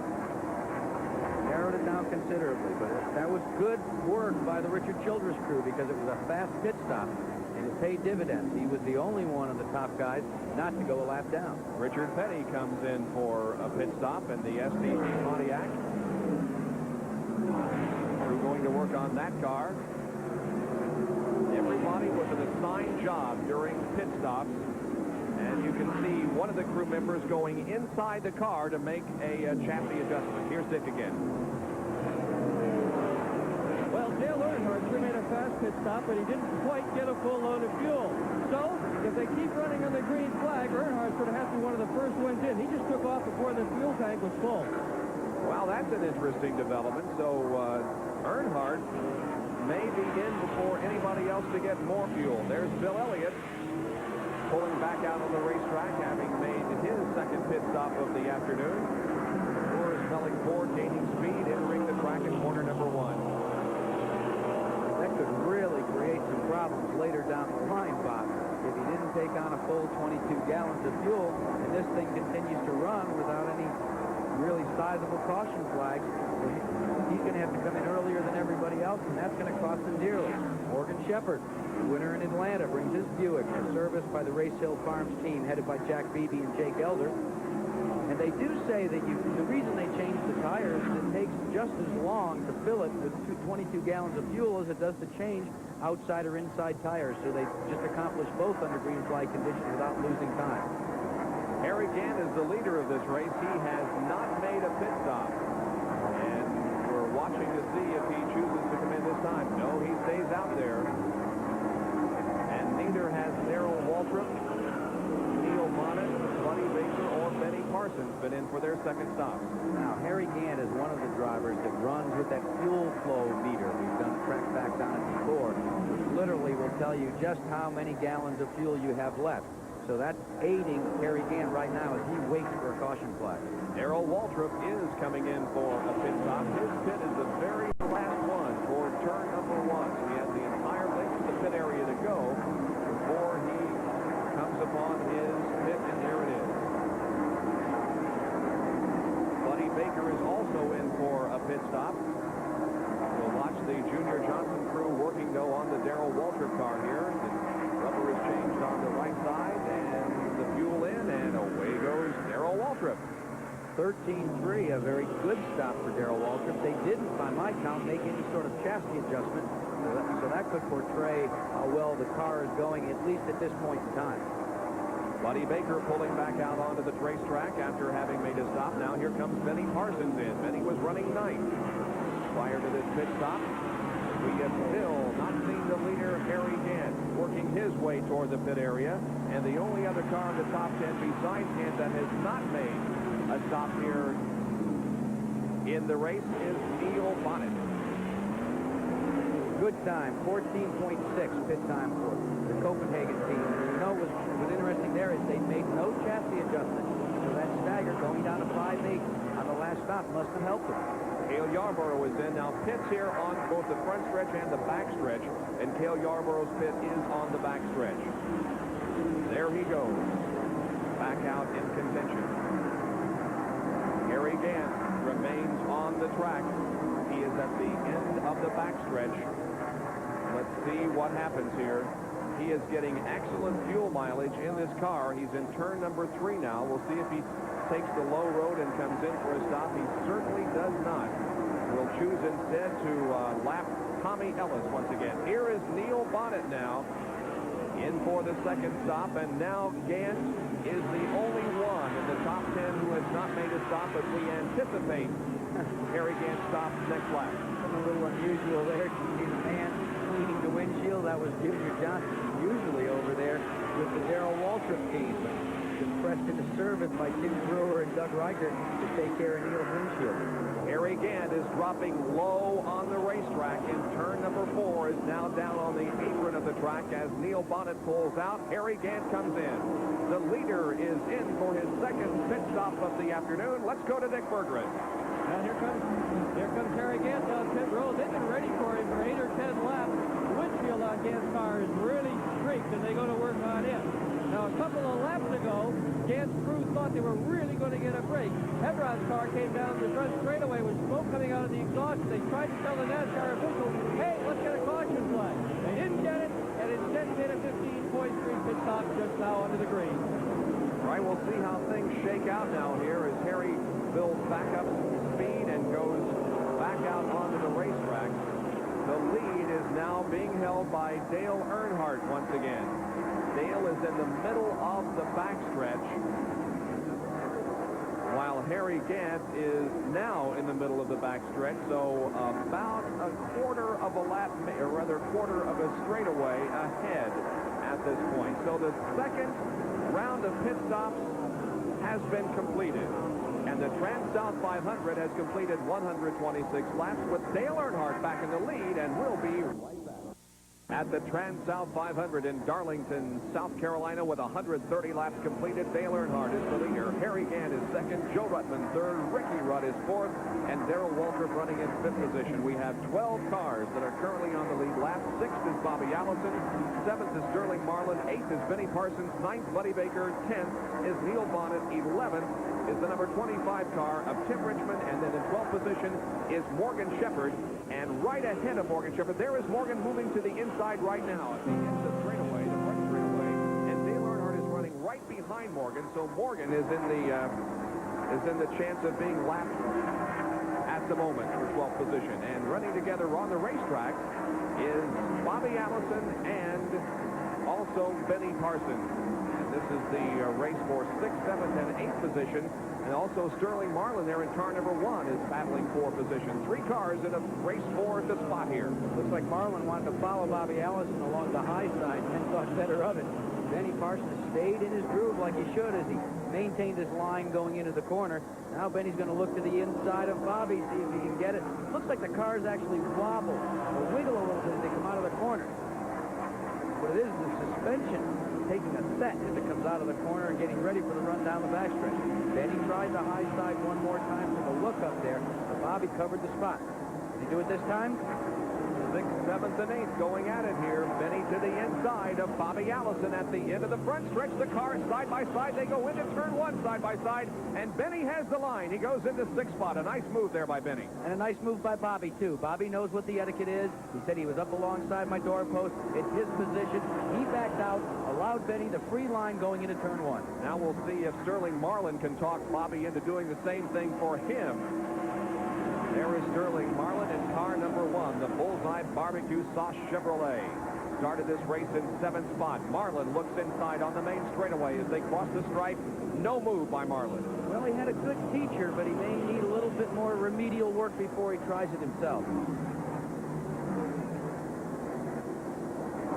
Bobby Allison from Hueytown, Alabama, riding for the Savola brothers this year in that Miller American number 22. I think people ought to call him the new Bobby Allison. His enthusiasm for Winston Cup racing has been renewed. He's just so much fun to be around. Let's take a look at Sterling Marlin, see if he's going to get by Bobby. Marlin pulls alongside, but he's not up far enough. And it's still Bobby's position. Not quite enough. Had he been just a few more feet further down the racetrack, he might have been able to take the spot away from Bobby Allison, but not this time. The measurement is if you can put your windshield post up parallel to that of the car you're going to pass, then the car being passed backs off and gives you the spot.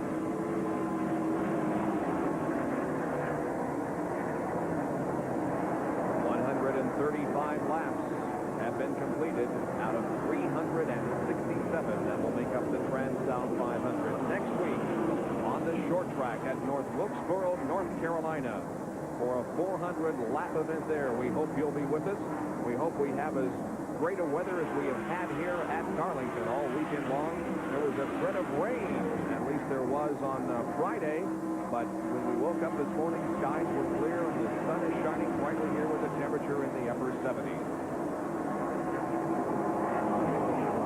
There's a little irony to the Sterling Marlin drive at Hoss Ellington. You know who used to drive for Hoss Ellington, Bob, before a long, long time ago? Sterling's father, Cuckoo, drove for Hoss Ellington, so a second-generation driver still with the same guy. Buddy Baker continues to carry our in-car camera. He's in 9th position at the moment. And right ahead of him is Sterling Marlin in car number 1, and also Bobby Allison. Behind him is the leader of the race, Dale Earnhardt, and also Neil Bonnet.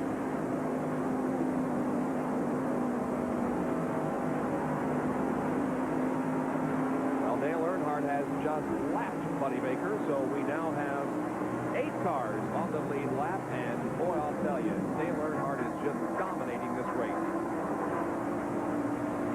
I'm still impressed with just how difficult it is to see out of one of these cars so early in the race. When you take a look at the windshield, it's pitted and covered with all the debris that's been kicked up by 42 cars. You know, you got to figure a driver like a Buddy Baker to have to do battle at 150 miles an hour, looking out a window like that, I wouldn't want to do it, would you? No, I think I would much prefer being in the position that I'm in. Now, Dale Earnhardt has also passed Sterling Marlin, so another car goes a lap down, and we have an engine, it appears, blowing in turn number 3. A lot of smoke is coming from the Sterling Marlin car, and he dives to the inside of the racetrack. Marlin is in trouble. Well, it wasn't tire smoke before, it was just little puffs. And this will bring out a caution flag. He did not get into the pit area. He is low on the racetrack here on the main straightaway, and another caution period, our 3rd of the afternoon. Great for Sterling. He's running a limited schedule, only 10 races with Hoss Ellington, and they did so well at Daytona. We're running 3rd until 2 laps to go, and they ran out of gas. And then to come to Atlanta, they did well till the engine expired, and then to come here and have this problem after testing. They tested extensively down here, and then to have an engine go here. Sterling Marlin in car number 1 started this race in 7th position. Now the pace car is about to pull out onto the racetrack ahead of the leader, Dale Earnhardt. There was some discussion about where to pick up the leader in this race, Jack, that you might explain. Well, we go back to Atlanta International Raceway, where several of the top teams went a lap down. As we watched the pit crew go to work on your lead car, Dale Earnhardt. But what it was, if I recall properly, Tim Richmond was involved in Cale Yarborough. They were accused of having gone a lap down because they passed the pace car. Well, he in essence didn't. What happened is the field didn't pick up the pace car the first lap under caution. The pace car pulled out while they, Richmond and Yarborough, were still in the pit, and then Yarborough and Richmond couldn't pass the pace car. So they were in essence put a lap down because they were stuck in the pit, and then because the pace car had not gotten out quick enough to pick up the field. Benny Parsons also in for a pit stop. His work is completed, and he's back out there on the racetrack. We've been talking about tire stagger all afternoon, and we get more on that situation now by going to Dick Berggren.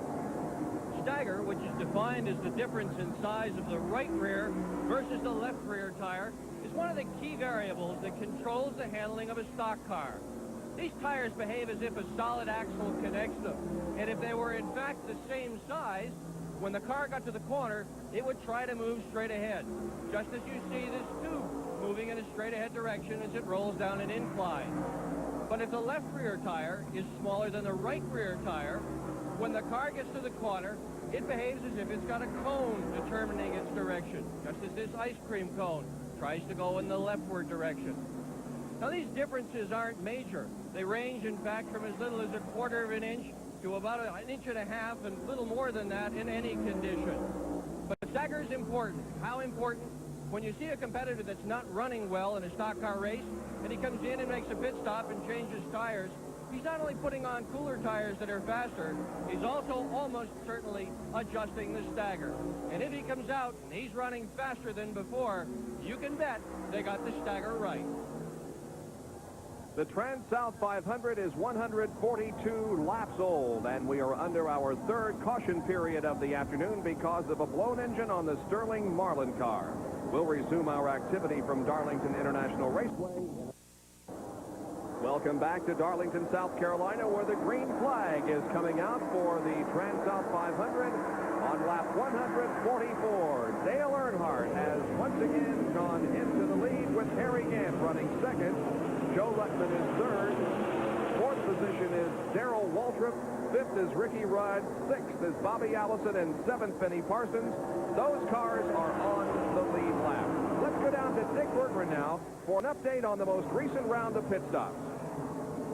Well, we were in Benny Parsons' pit, and he just changed 4 tires. He did it 2 tires, then he went out, took a lap, came in, and took 2 more tires.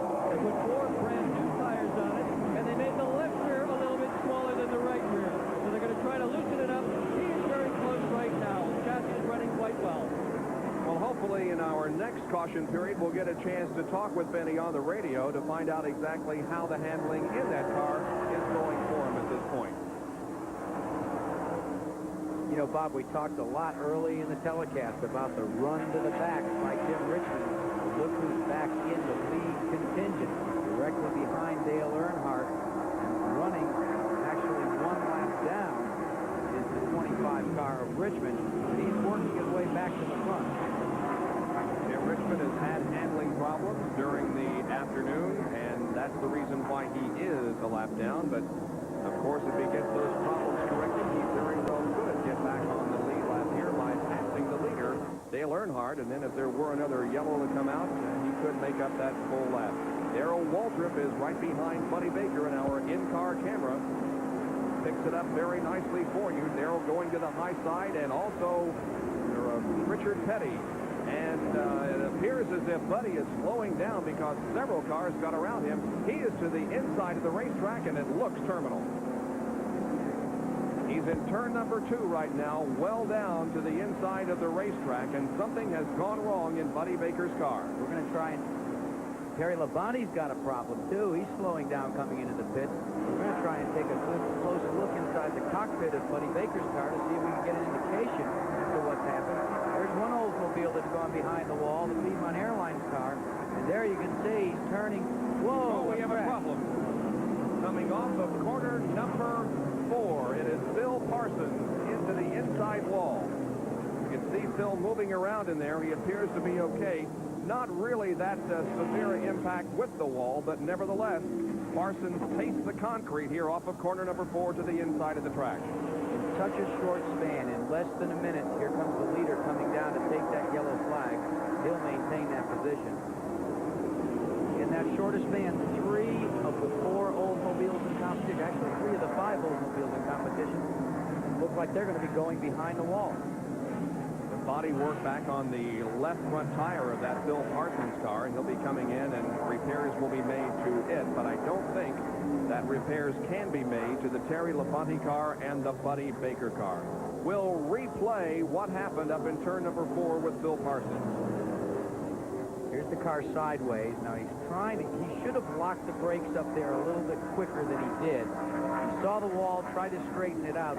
In the rookie races, in the rookie meetings, they try and tell you, keep the brakes locked. Don't unlock them and let the car move. That wall is big and hard. Well, H.B. Bailey knocked down the wall there last year, and Charlie Luck had an accident in that location of the racetrack yesterday in the Grand National Race. We'll be right back. You rejoin us for the Transouth 500 as the green flag comes out once again. They go two abreast into corner number one. Neil Bonnet trying desperately to get his lap back, but he will not do it as Dale Earnhardt pulls away as they go down the backstretch. We did have a couple of pit stops on that most recent yellow flag period. Joe Ruttman and Darrell Waltrip both came in for pit stops, but both remain on the lead lap running in 6th and 7th spots.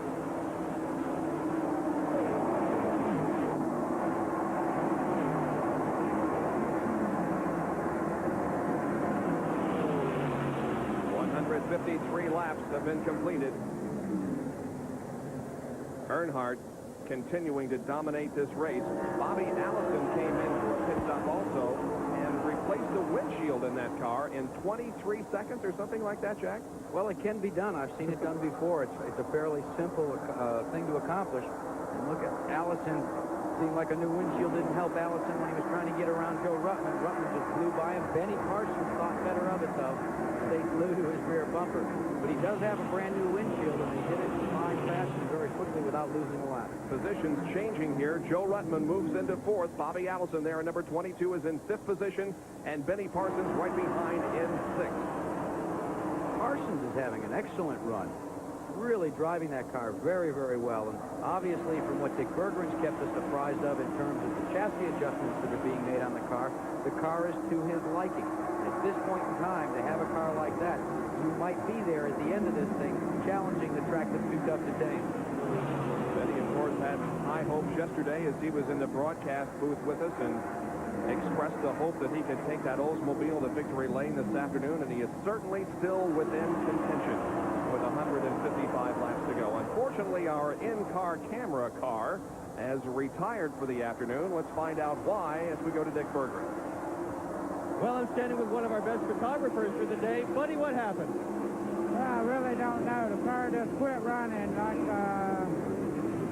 I really don't know what happened, but it just quit running. Was running, I guess, 7th, and the car was running good. Not quite as good as Earnhardt, but we're running good. And they're still working on the engine. Are you going to try to go back out and continue the race, buddy? Well, it depends on what it is. I can't really see any point now. We're 10 laps behind, but I'd like to say hello to everybody at Crisco and tell them the car's running good. Sorry it happened that way. And they're changing the carburetor on that automobile right now. And certainly thanks to Buddy for some excellent in-car camera work as he was in there fighting for position all during the race. Now, look at Joe Ruttman putting some heat on Ricky Rudd. He tried him coming into turns 1 and 2. Then he thought about it going out of turn 2. Let's see what happens when he comes out of turn 4. He really made an assault on him. Ruttman in the green car and Rudd in the red car. Rudd leads coming out of it. He's in 3rd position. Ruttman in 4th, looking for that 3rd spot. He goes to the inside. Is he going to make it? He's not up doorpost to doorpost yet. Now he is. Ooh. Yeah. And he threw. Nice move. Joe Ruttman has moved into 3rd spot, and a nice gentlemanly gesture there by Ricky Rudd, allowing Joe to slip by and go into 3rd spot. So Joe Ruttman looking very strong here with 158 out of 367 laps completed in the Transouth 500. Ruttman into 3rd position.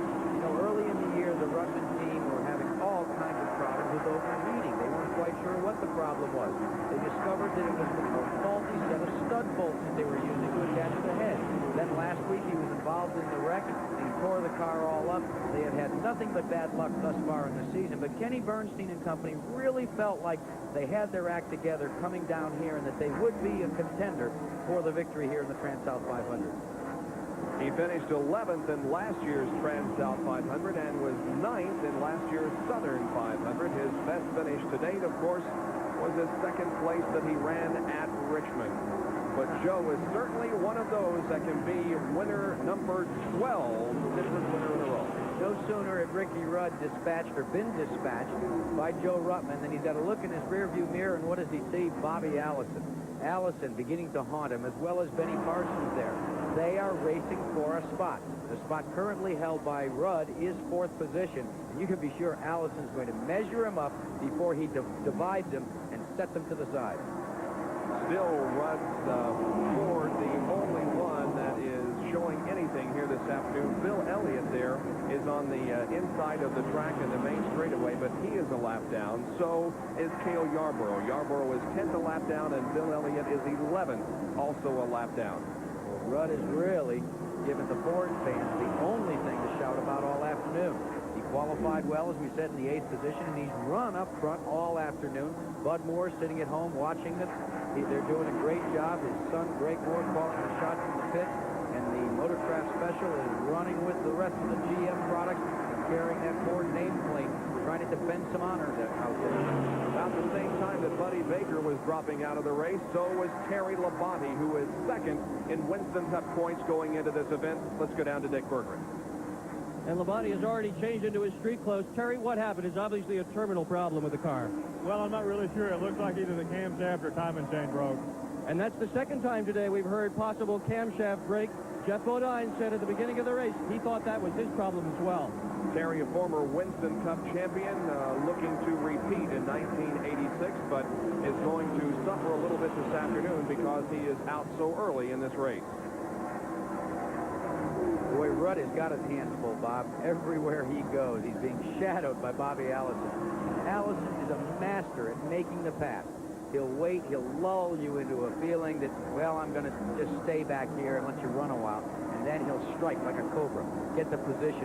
He's gone before you even know what happened.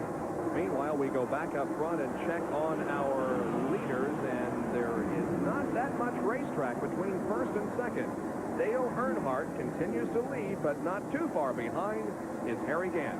Harry Gant is another one, as Dick Berggren reported to us, that Travis Carter said he felt that the car would come in a little later in the race, and we're getting down to that point now, and it looks as if that car is running at least as good as your leader.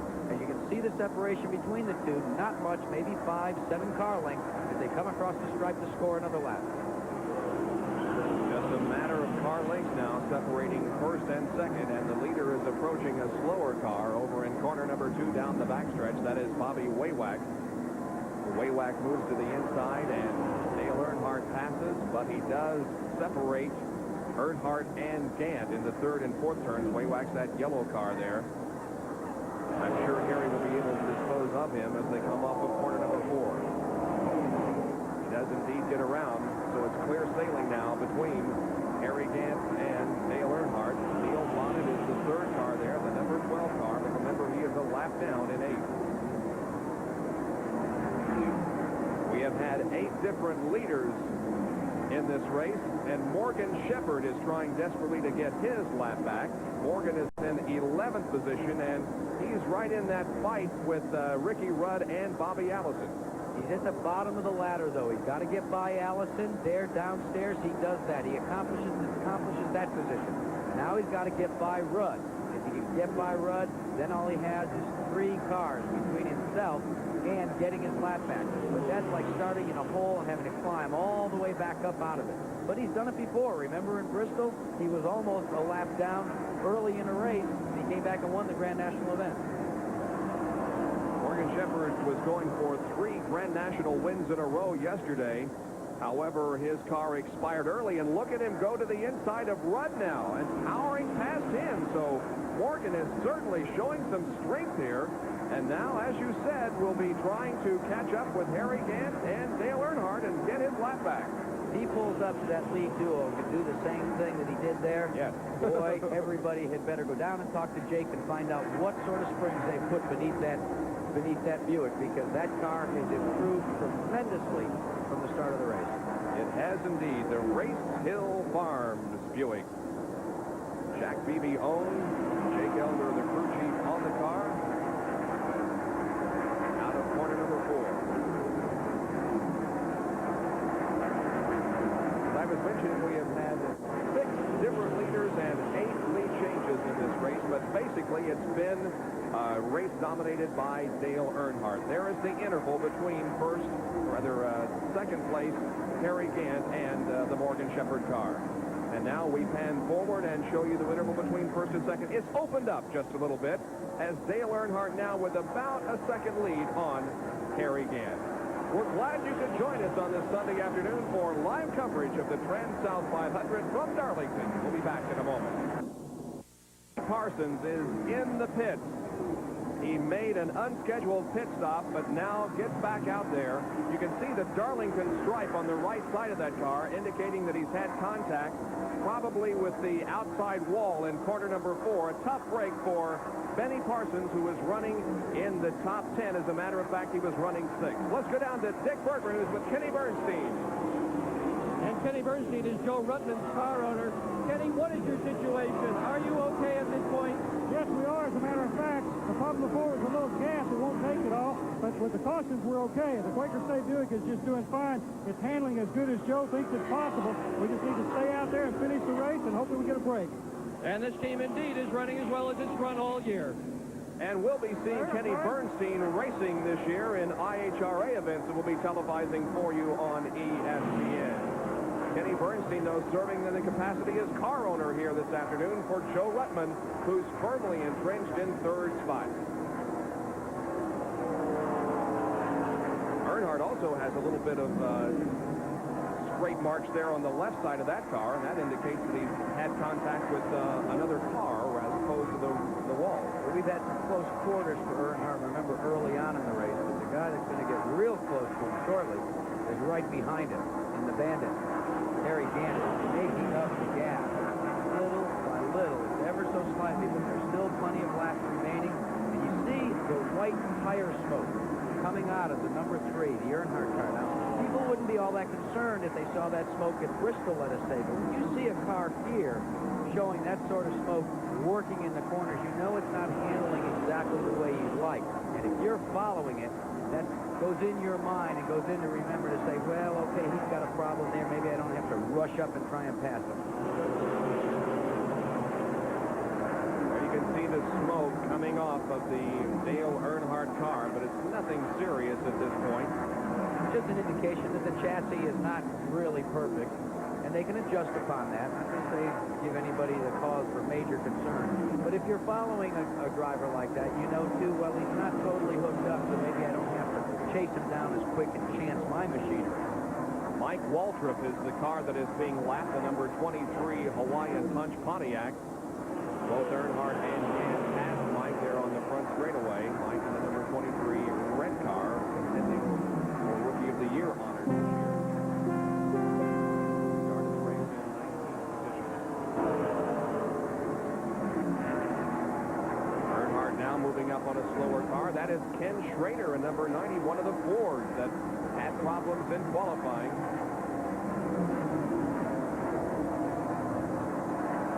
Well, you see, he's beginning to close right there. Between Harry Gant, and oh, we've got a car that looks like Kenny Schrader's. I believe that's the number 17 car of Doug Hebron that's down on the inside of the racetrack there. With smoke pouring from it. He's on the backstretch. The car is still smoking very badly. It's coming out of the exhaust pipe. And Hebron will be trying to get back to his pit area. The question is, will it necessitate a yellow flag? The green is still out at this point. We'll watch that situation. It appears as if he's going to make it to the pits, and another car running very slowly coming into the pits in corner number 4 is Jody Ridley's machine. Meanwhile, Harry Gant repeatedly is closed up to the rear deck lid of your leader, Dale Earnhardt, taking a look and backed off just a tad as they go by Alan Kowicki on the inside. Earnhardt still out front, leading this thing with 178 events, 178 laps. As the leaders go by, we're going to stay locked off, and you can see all the cars that are still in the race. They come by, the leaders go by.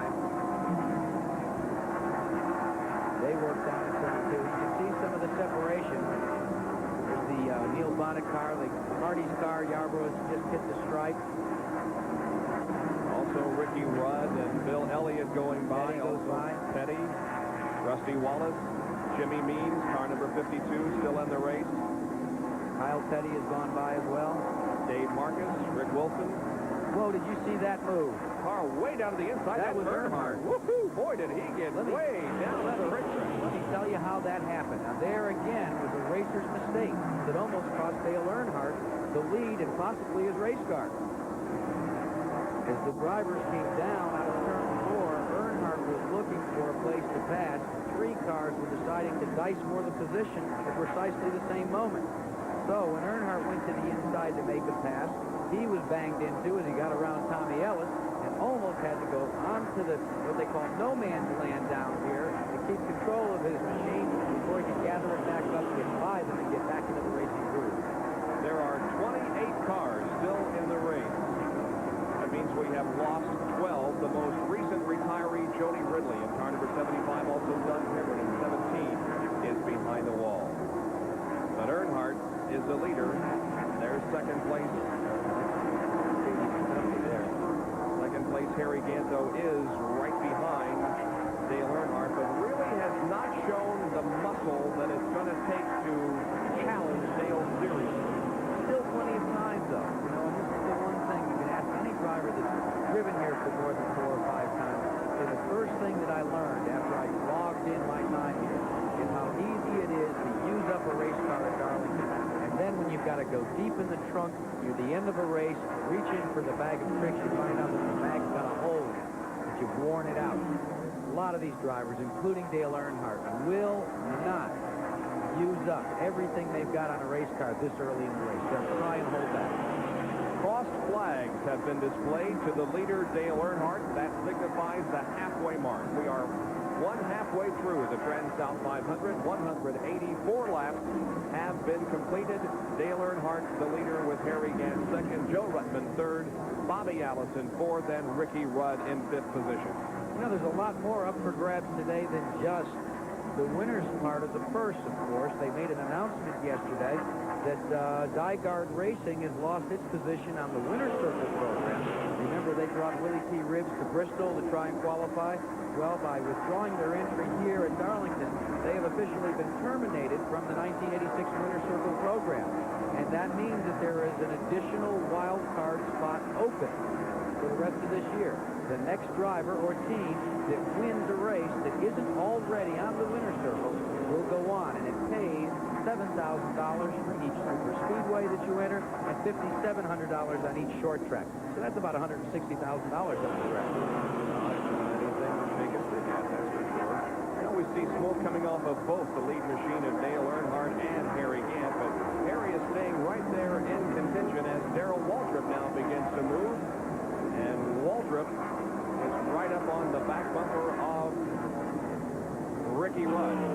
And that's Mr. Consistency. You have to call him that this year, and especially now with Terry Labonte, the runner-up in the point standings, being behind the wall. Waltrip just loves to finish in those top 3, 4, 5 positions. He said it's very difficult because you can't be the winner of the most races. Spin in turn number 2. Rick Wilson loops over there. He is well down to the inside of the racetrack, but this will bring out a caution flag. And here comes Earnhardt off of the 4th corner. Now he is in corner number 3 right now, racing back to the yellow flag. Wilson, meanwhile, has gotten that car going once again. But here comes Earnhardt to the checkered flag, and so, or the yellow flag, I should say, not quite the checkered yet. And so we may see another round of pit stops during this caution period. So we'll be back to see what happens here as the yellow is out for the 5th time this afternoon from the Transouth 500.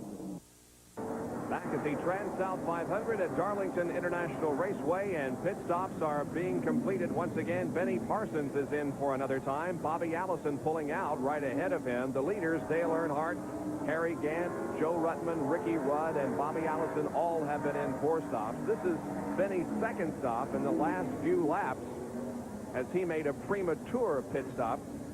Now, Cale Yarborough is out there on the racetrack, and we'll try to establish some radio communication with him.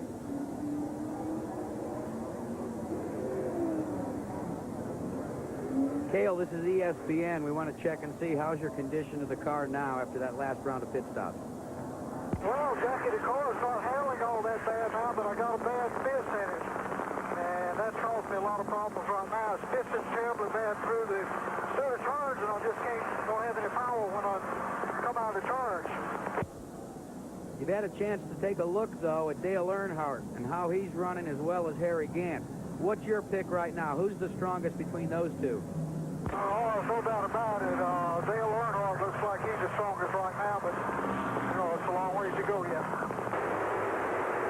Thanks, Cale. We'll stay in touch. Yellow is still out. 191 laps completed. Darrell Waltrip has come in for a pit stop, and he was in just a lap ago, so he apparently has discovered something not to his liking. I can tell you it could be one of several things, Bob, but a lot of times a driver will go out. They had made a choice of tire stagger with all their forward tires. They go out there, and all of a sudden the driver decides that there's something wrong and says, hey, let's go ahead and bring it back in and put the right ones on. We've got the time. There's a tremendous amount of black soot or something on the back of that car. That's some problem with Darrell.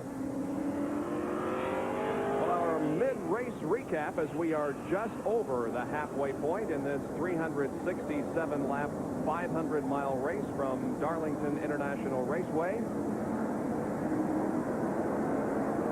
Dale Earnhardt has been the dominant force in this race. He has led 164 of the first 184 laps. The first half of the race was run in 1 hour and 51 minutes, and of course Dale far and away has led most of the laps. The average speed, 134.768 miles an hour. We've had 4 caution periods for a total of 17 laps, 6 leaders, 8 lead changes. And there are some of the cars that have dropped out of competition. Jeff Bodine's afternoon was over very early as a problem developed in that car just as the green came out. Hill and Allison, Thomas, Bouchard, and Boyce also have dropped out of competition, along with Sterling Marlin, Terry Labonte, Buddy Baker, Doug Heverin, Jody Ridley, and Phil Parsons. That's the situation as we completed about half of the race, and now the pace car is coming off of the racetrack, and we are about to go back under green. Harry Gant certainly in a challenging position to Dale Earnhardt, but Earnhardt has been the dominant force so far. Here comes the green once again. We're back to racing.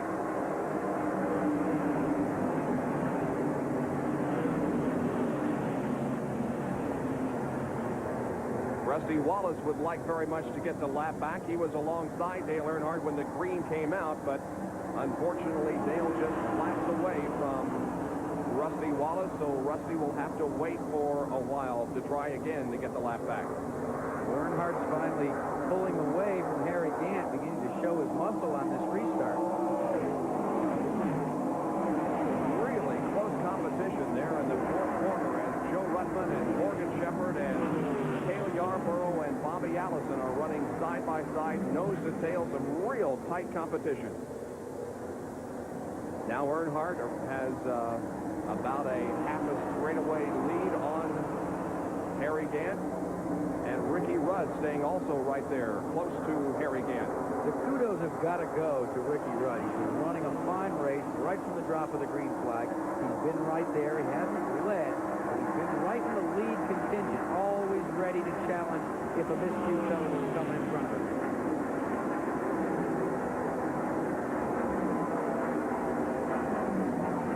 There's the interval between first and second, and it's a tight battle for second between Gant and Ricky Rudd. Now, ESPN and NASCAR present a track fact.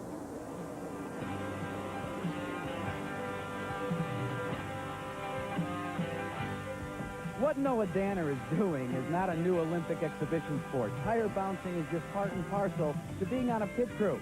Now, why do crewmen bounce their tires? Well, what they're trying to do is stretch the rubber so that they can build the proper amount of stagger into them for use on race day.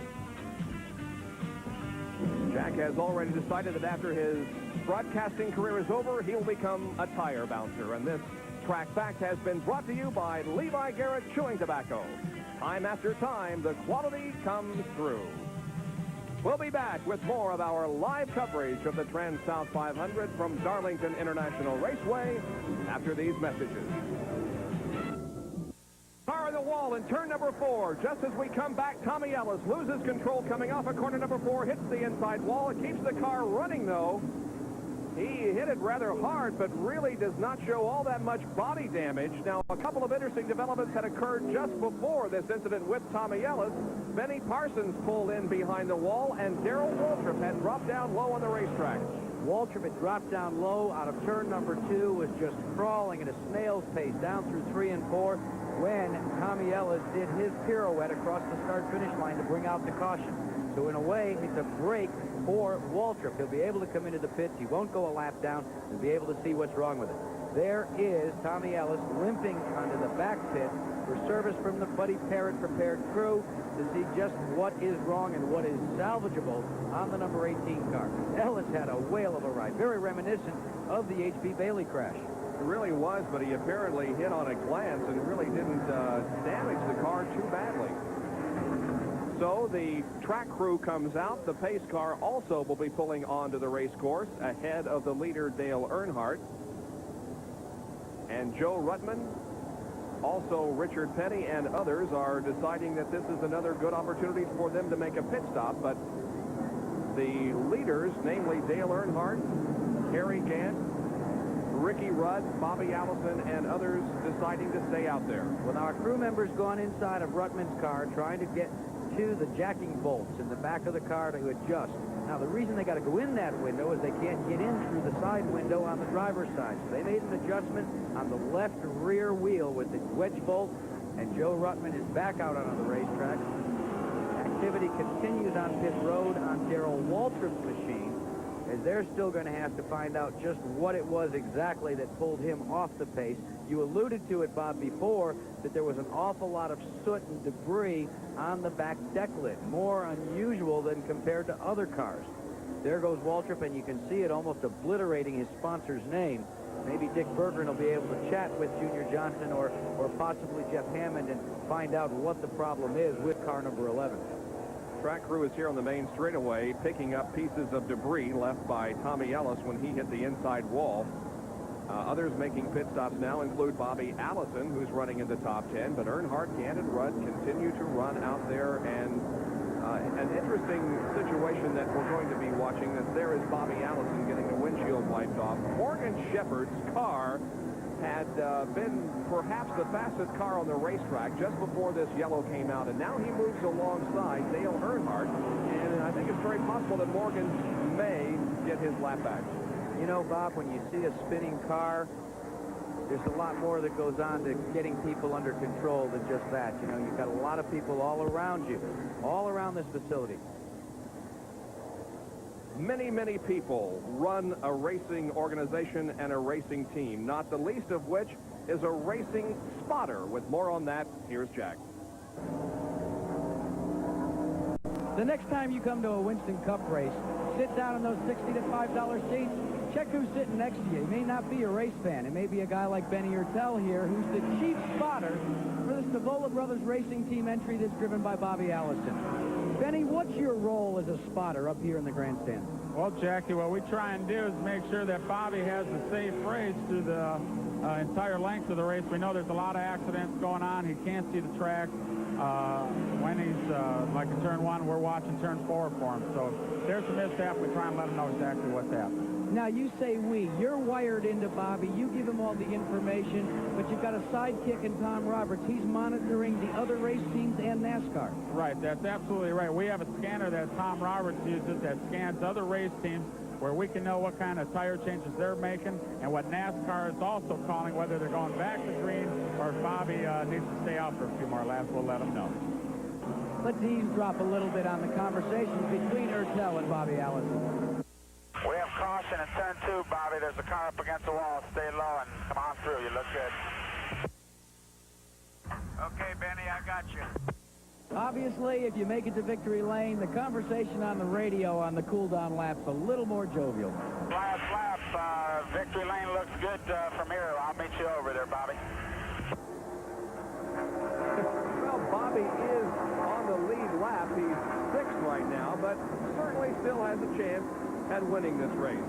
Dale Earnhardt, I think, has the better chance at this point, and we have a crash up in turn number 2. 2 cars are involved in it. Ricky Rudd and Harry Gant, 2nd and 3rd, wipe out in turn 2. How quick things can change at Darlington.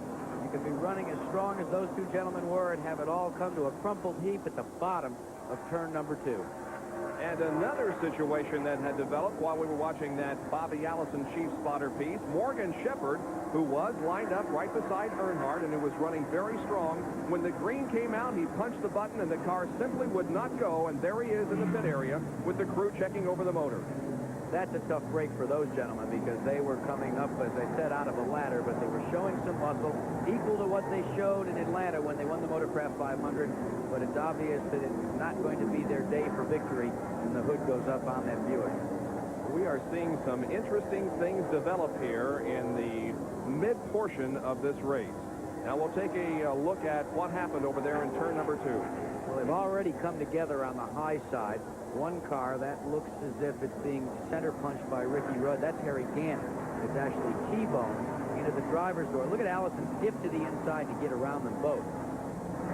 And that is exactly what we were talking about while we were watching that spotter piece. I'm sure that his chief spotter did indeed inform him of the trouble ahead. Now Earnhardt is in for a stop, so is Darrell Waltrip, Rusty Wallace, Richard Petty, Kyle Petty, Joe Ruttman, while Ricky Rudd is also out of his car and appears to be okay. Well, a big disappointment for both of these drivers who really were running so well out there today. Second and third position getting together over in turn number 1. Harry Gant and Ricky Rudd crashing and bringing their hopes of a victory here today to an end. Both drivers are okay, though, as the ambulance moves away and goes back to its position. Some pit stops have been completed. We'll be going back to green in a few moments with Dale Earnhardt, the leader.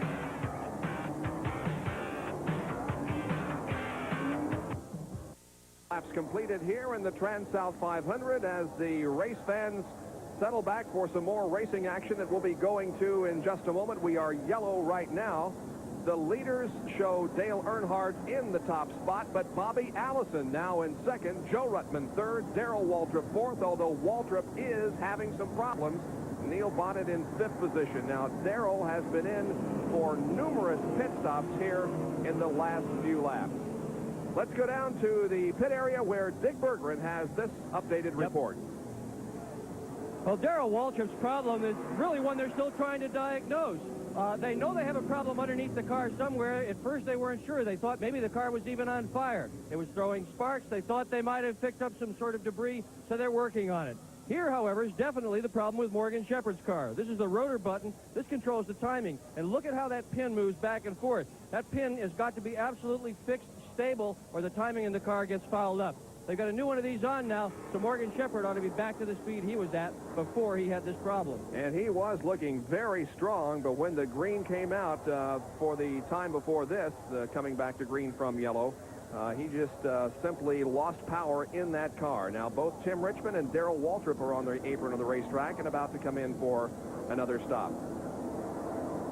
Well, what Waltrip's doing is trying to stay on the lead lap, so he comes in each time, they jack it up, look underneath there, work as much as they can for 15 or 20 seconds, then drop the jack and send them around again.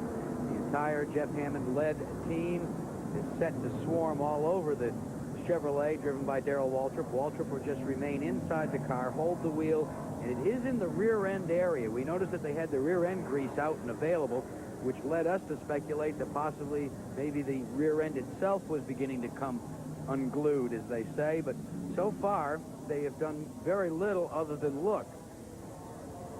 So we're just taking a look at Darrell Waltrip talking back and forth to Jeff Hammond, his crew chief, letting him know. Again, Darrell running in the top 5, being posted in the 4th position, but this is not a good place, Bob, for the 4th place man to be sitting on pit road. Well, that's for sure. There's Ricky Rudd's car on the hook being taken off of the racetrack. Again, both Gant and Rudd are okay from their accident over in turn number 1. And you know, a guy that's looking real strong here is Bobby Allison. He certainly is in a good position to win this thing. He is in a good position to win it, and as I said early in the telecast, 1986 has presented a totally different Bobby Allison than we saw in the last 2 years or so. He's jovial, he's happy, he has a spring to his step again. He enjoys racing. It doesn't seem to be as much of a chore. Even right down to testing and practicing, Bobby's always out there and enjoying it. Let's go down to Dick Berggren. Well, I'm with Harry Gant. Who was involved in that incident. Harry, what caused the crash? Well, you know, the slow cars try to run you all the way down the corner, and you try to get by them, you know, and they run in so hard that they see you coming, I reckon. They try to get by in front of you.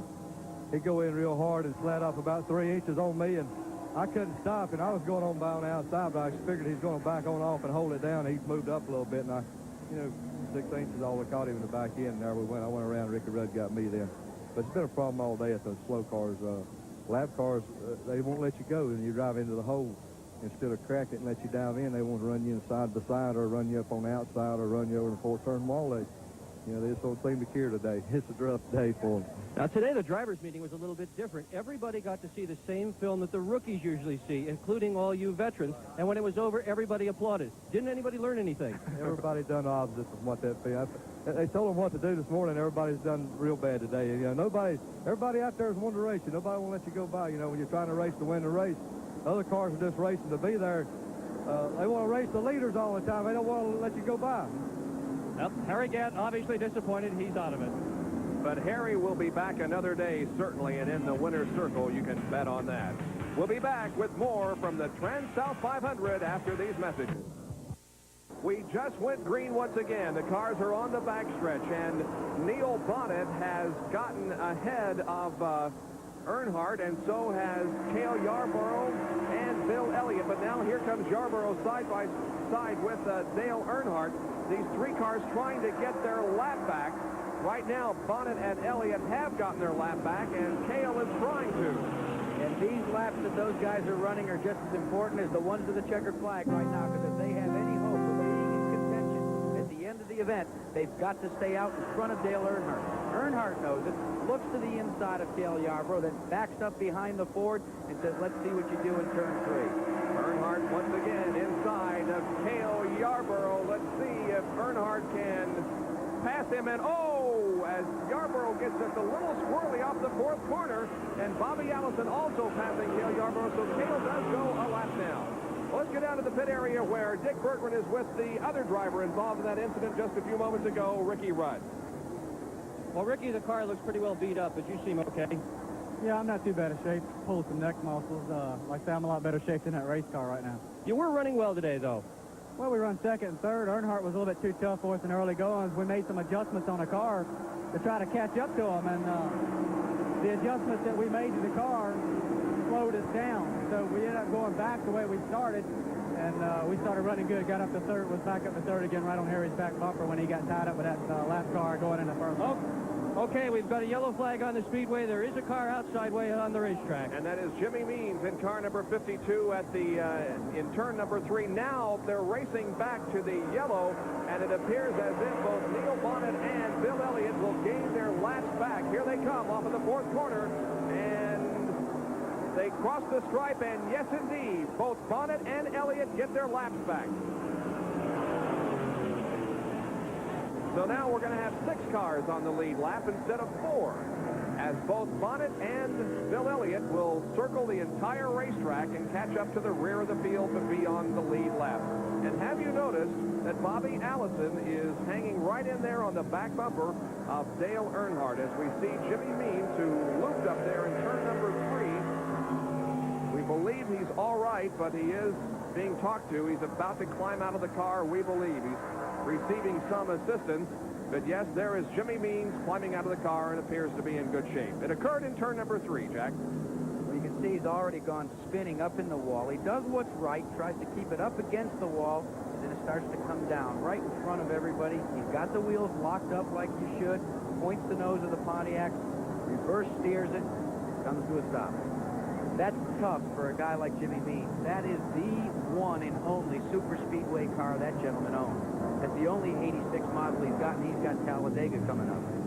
Not one of the more well-financed teams. Jimmy pretty much running his own operation, and you damage the car, you lose a lot of money. Joe Rutman back out on the racetrack after a pit stop. Here comes Neil Bonnet, also Bill Elliott in for routine maintenance, while Dale Earnhardt stays out there on the racetrack. We might update you on Jody Ridley's situation. He went behind the wall several laps ago, but has since come back out onto the racetrack and rejoined the race. for those guys that were in danger of going a lap down. It was a game of short straws, and it looked as if Cale Yarborough pulled the short one, because this gentleman, Bill Elliott, got his lap back, as did Neil Bonnet. Remember, Cale Yarborough went down a lap, and is still down a lap behind Dale Earnhardt. 221 laps completed as Bill Elliott goes back out onto the racetrack. The pace car remains on the speedway, so it'll be a couple of more laps before we resume our racing. We'll take this break and be right back to Darlington, South Carolina. Well, I'm with Richard Childress. He owns the car that's in the lead right now, driven by Dale Earnhardt. And on this caution flag, you've been looking at lap charts. What do you see? Well, it's doing about like we had anticipated. The race pace has picked up a whole lot. Started out around 32.50, and we're back to like the last time we ran 31.60 to start out. Settled down around 32.20, so, you know, we're about where it was anticipated. What is he telling you about the car? Is he happy with his performance? Yeah, he says the car is doing what he wants to, and, you know, earlier he kind of backed off a little bit. Now he's just running whenever he has to. There's still a lot of race to go. How are you going to run from here to the checker? Well, you know, we'll leave that pace kind of up to Dale, but, you know, we're just a little over halfway, and we're just hoping we can get those last 3 laps in today. They've had trouble with those last 3 laps. On 3 occasions, they've dropped out with only 3 laps to go. So that's the point of the race that they're really watching for. That certainly was the case last weekend at Bristol when Dale was running up front, and then all of a sudden, with about 3 laps to go, dropped to the inside of the racetrack and fell out of competition, although he did end up in 6th finishing spot in that Valleydale 500 last weekend at Bristol. Pace car is still on the racetrack. He has led 202 of 224 laps in this race, so you can see how very well that car has been running for Dale Earnhardt this afternoon. We remain under yellow. We'll get this break in, and then we'll be right back. Again, the green has just gone on at Darlington International Raceway in the Transouth 500. Dale Earnhardt is pulling away from the field as 23 cars remain running. Bobby Allison is second. Cale Yarborough tried desperately to gain his lap back on that restart, but was unable to, as both Earnhardt and Bobby Allison just took off from the rest of the field. Allison has got a lot of seemingly newfound power, Bob. He's staying right there with Earnhardt, not letting him out of his sight. He's just motoring around this place. You know, Bobby Allison would make this the 12th different winner, too. Bobby is one of the guys that hasn't won in enough races yet, so he's in 12th place. One thing about Darlington is, generally speaking, the winner comes out of the top 10 qualifiers. The last time that a winner outside of the top 10 won this race was this man, Bobby Allison, in the Southern 500 back in 1983. Strong performance by Bobby this afternoon here at Darlington.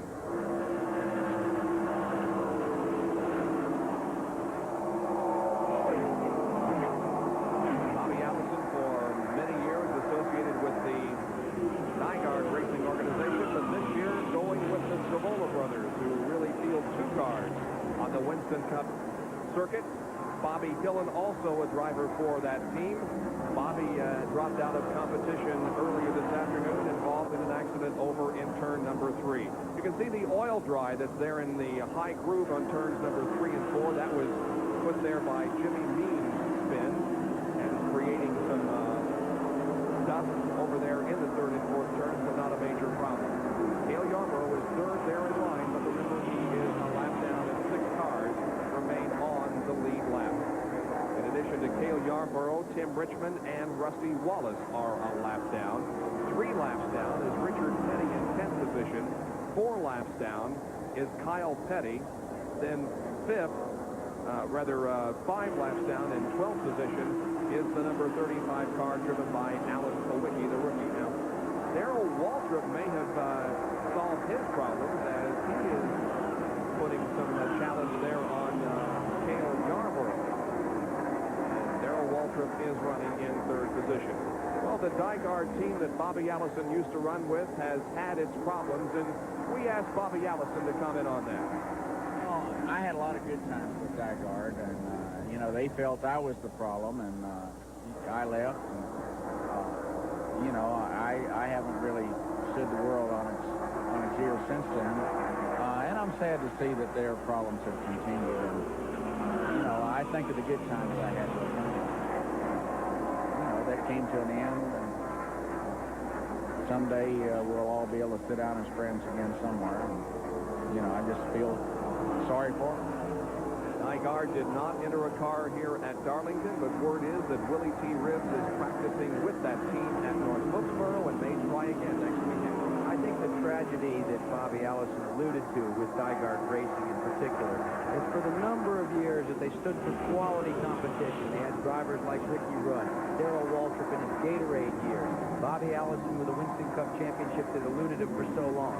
And then at the end of last year, the ball seemed to come unraveled. We saw Bobby leave. Then Gary Nelson announced his departure. Then this year was Robert Yates leaving. Greg Sachs being announced as the driver for all of the races in the TRW-sponsored entry. And then Willie T. Ribbs. When they came to Bristol, Tennessee, you were hard-pressed to look, for those of us that have been around the Winston Cup circuit for so long, and say that that was a Nygaard Racing operation. Brother Jim Gardner has been fired. He's gone into business for himself. The question that I have for Bill Gardner is, Bill, what are you up to? What are you going to do? This is a far cry from the quality Winston Cup entries that for so many years you presented at racetracks up and down the East Coast, in the Midwest, and Riverside, California. We hope they can regain that status just as soon as possible. Darrell Waltrip and Cale Yarborough continue to run nose to tail on the racetrack, and behind Darrell Waltrip is Morgan Shepherd and then Joe Rudman. Now remember, Rudman is racing for position with Waltrip. Well, Waltrip is being posted in third position, Rudman in fourth, and they're both having their hands full getting around this man, Cale Yarborough. Yarborough, they say, is one of the toughest drivers in the world to get around, but that guy, Darrell Waltrip, he'd like to get around him so he can go race for that second position that's being held by Bobby Allison. Morgan Shepherd also trying to find some racetrack that will allow him to pass Darrell Waltrip. Remember that Morgan was in for several laps. As a matter of fact, he is 6 laps down on the field after experiencing a problem in that Racehill Farms Buick, but the problem is corrected, and Morgan trying to make the best of it. You heard Harry Gant allude to the fact that lap traffic was a problem here today. Well, it's always a problem at Darlington, and some of this lap traffic is very fast.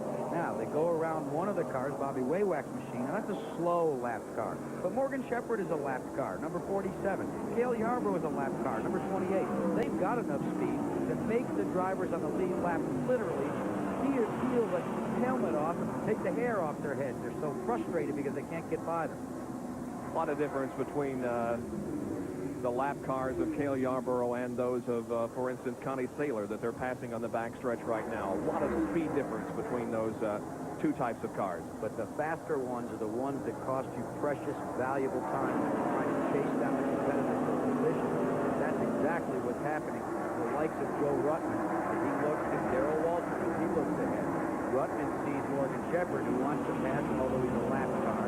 And Waltrip sees Cale Yarborough. In case you did not watch the Formula One race this morning that we presented from Spain here on ESPN, Ayrton Senna edged out Nigel Mansell for the win. Mansell put on a strong charge toward the end and wound up 1/100th of a second behind Ayrton Senna. Finishing third was Alain Prost, fourth K.K. Rosberg, fifth Theo Bobby, sixth Gerhard Berger, seventh Thierry Boutsen, and eighth was Patrick Tambay. The first 8 finishers in today's Spanish Grand Prix that we presented for you here on ESPN. And we have a problem as the car spins and hits the wall. It's Morgan Shepherd, and Rudman goes with him to the inside of the track. Lap traffic. What did I say? Exactly the problem. Morgan Shepherd, a lap car, spinning to avoid that lap car. The guy that was running in the 4th position. And Joe once Rudman. again, bad luck bites Joe Rudman. Unbelievable. I don't think he's going to lose a lap here, but he probably has damaged that car to the point that it's not going to be competitive as it has been all afternoon.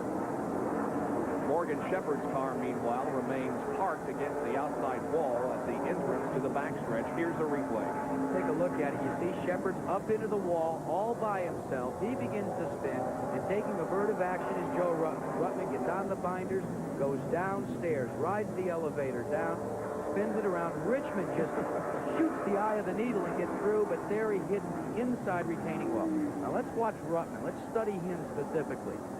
Ruttman, and there's Richmond. They've already seen the accident. Ruttman is turning hard left. He's got the car in a spin.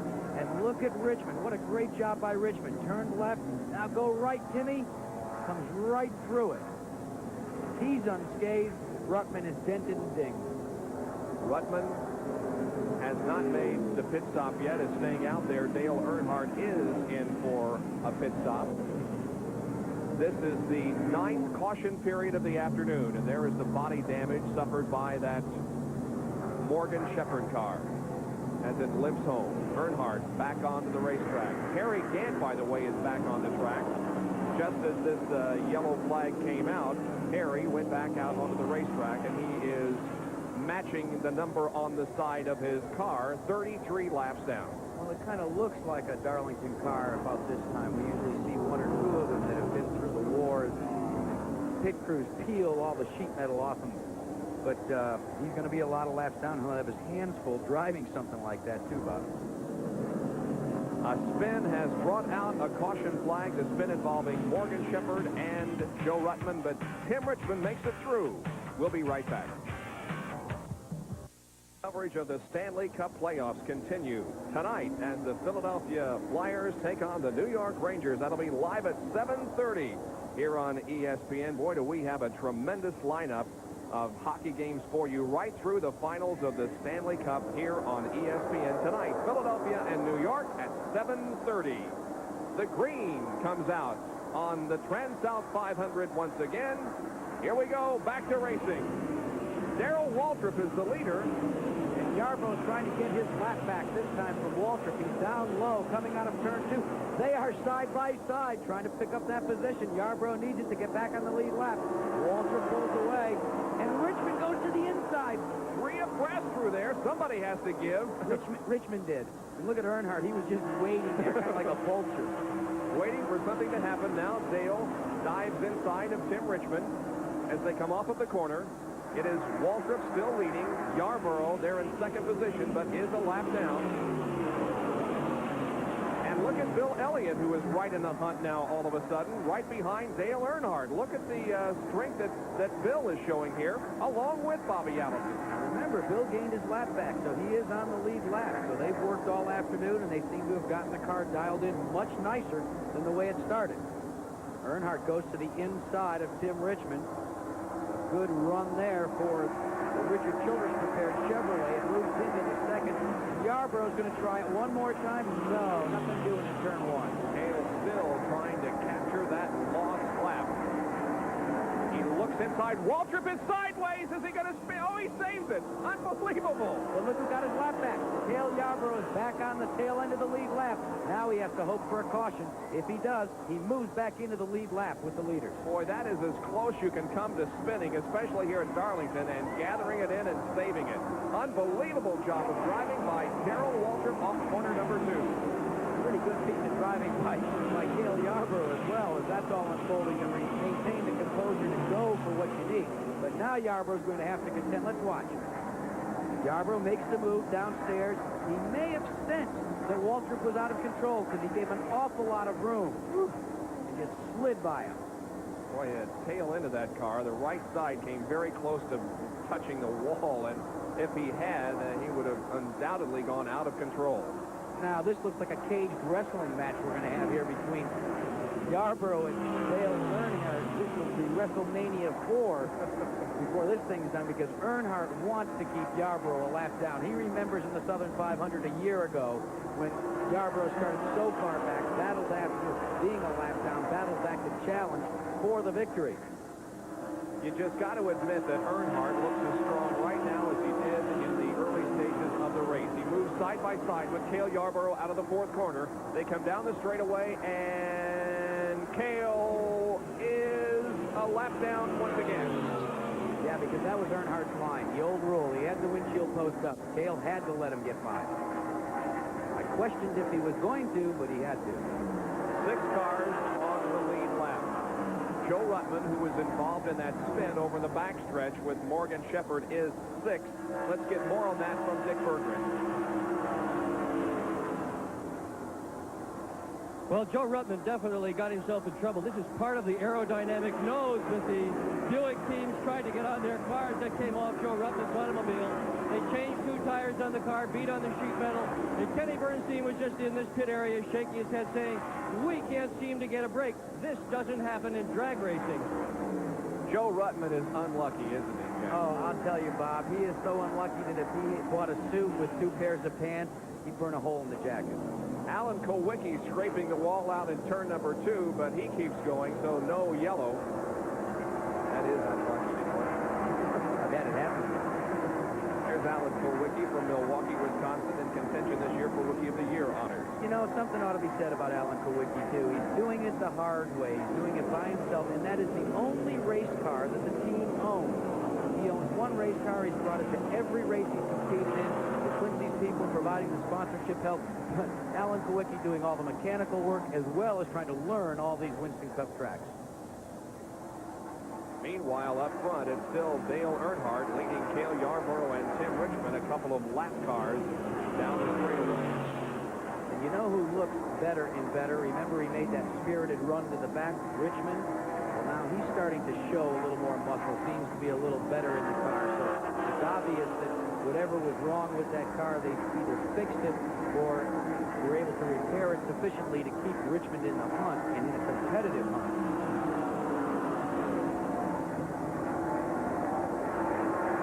Next week on the short track at North Wilkesboro, North Carolina, 400 lap race. That always provides a lot of excitement. There's Dale Earnhardt now going to the high side of Bobby Waywack in car number 74.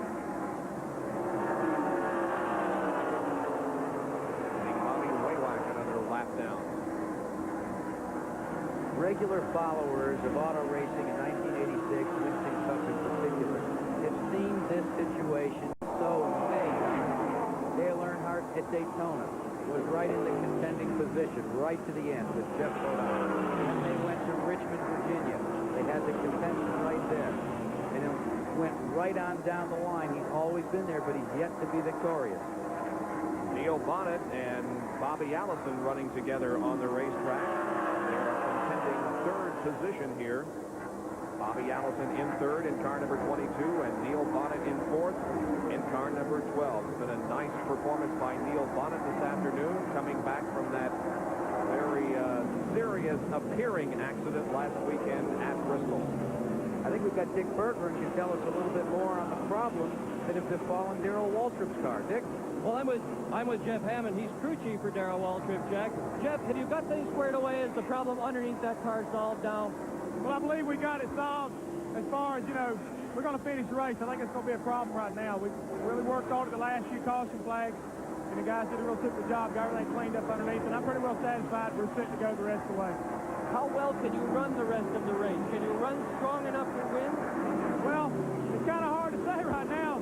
Dale's been awful impressive. Every time we pick up, he seems like he picks up. But we got a few little things left here at the end of the race. We got a couple good sets of tires left. You know, we're getting ready to go racing here in about the next 75, 80 laps. So we're going to have to, you know, kind of bear down then.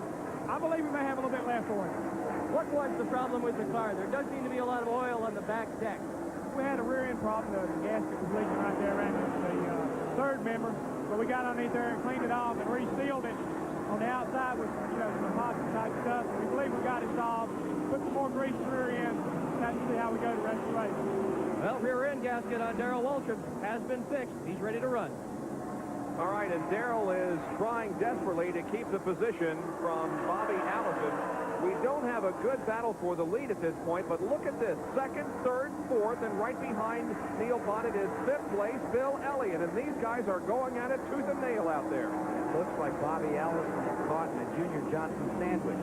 Neil Bonnet, one of the Johnson team, number 12, goes to the inside, backs off, follows his fellow Hueytown Alabamian in through turns 1 and 2. Looks to the inside again around Bobby. These guys love to tighten up on the short tracks, but they go right by Bobby Allison. And now it's 11, 12, and 22. And a good point to bring out here, when we talk to Bobby Allison, yesterday and the day before about, and here comes Bobby Allison in. We talked about him running alongside his son Davey on the racetrack, and he admitted that, yeah, that's a problem, but it's almost as bad running with Neil Bunnett because he considers Neil such a good friend, almost a brother. Bobby comes in now, and they will go to work changing the rubber on the right side of the race car. Well, now, he was burning a lot of rubber in the corners. You can see him smoke the tires, especially in turns 1 and 2. The crew is changing those right side Goodyears. They dropped the jack. Let's see if they're going to do all 4. All right, they're changing all 4. Now, that could be an indication that they have got a problem, a vibration somewhere, and they're not sure what it is, so they're going to have to change all 4 tires. And that's costly when you have to do it under green, but it's what you have to do when you think you've got a flat and you don't know where it is. That's exactly the situation with Bobby Allison. He's back out on the racetrack, but it's a very costly stop for the Hueytown, Alabama driver. He goes a lap down on the field, and so 5 cars now remain on the lead lap. There is the leader of the contest, Dale Earnhardt, completing lap 261. 367 will make up the Trans-South 500. Jenkins, Jagger Root, and Dick Berggren back at Darlington, South Carolina, and the Trans-South 500 that is being led by Dale Earnhardt. There is Richard Petty in car number 43 going to the inside of Bill Elliott. Now, we talked briefly about the neck brace that Richard Petty is wearing, and perhaps we can expand on that a little bit. Well, actually, as I said to you before, it's kind of a Rube Goldberg contraption. Dick Berggren actually discovered it down in the pits yesterday. What they've done is they've taken Richard's helmet and they've attached a ring to it, much like you would hook to your dog with a dog leash.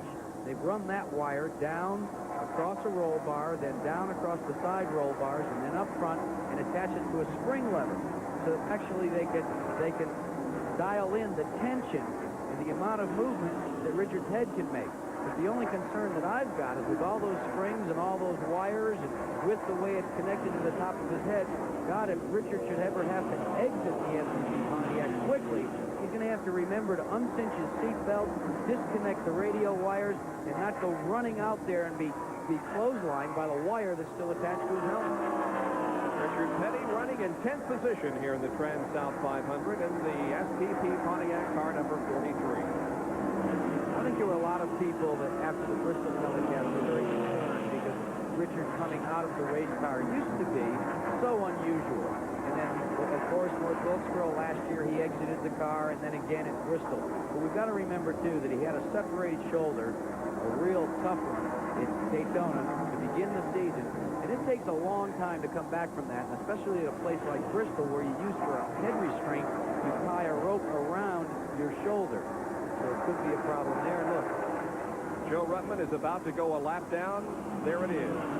Dale Earnhardt moving to the inside of Joe Ruttman at the end of the straightaway, and Joe Ruttman goes a lap down, so now only 4 cars remain on the lead lap.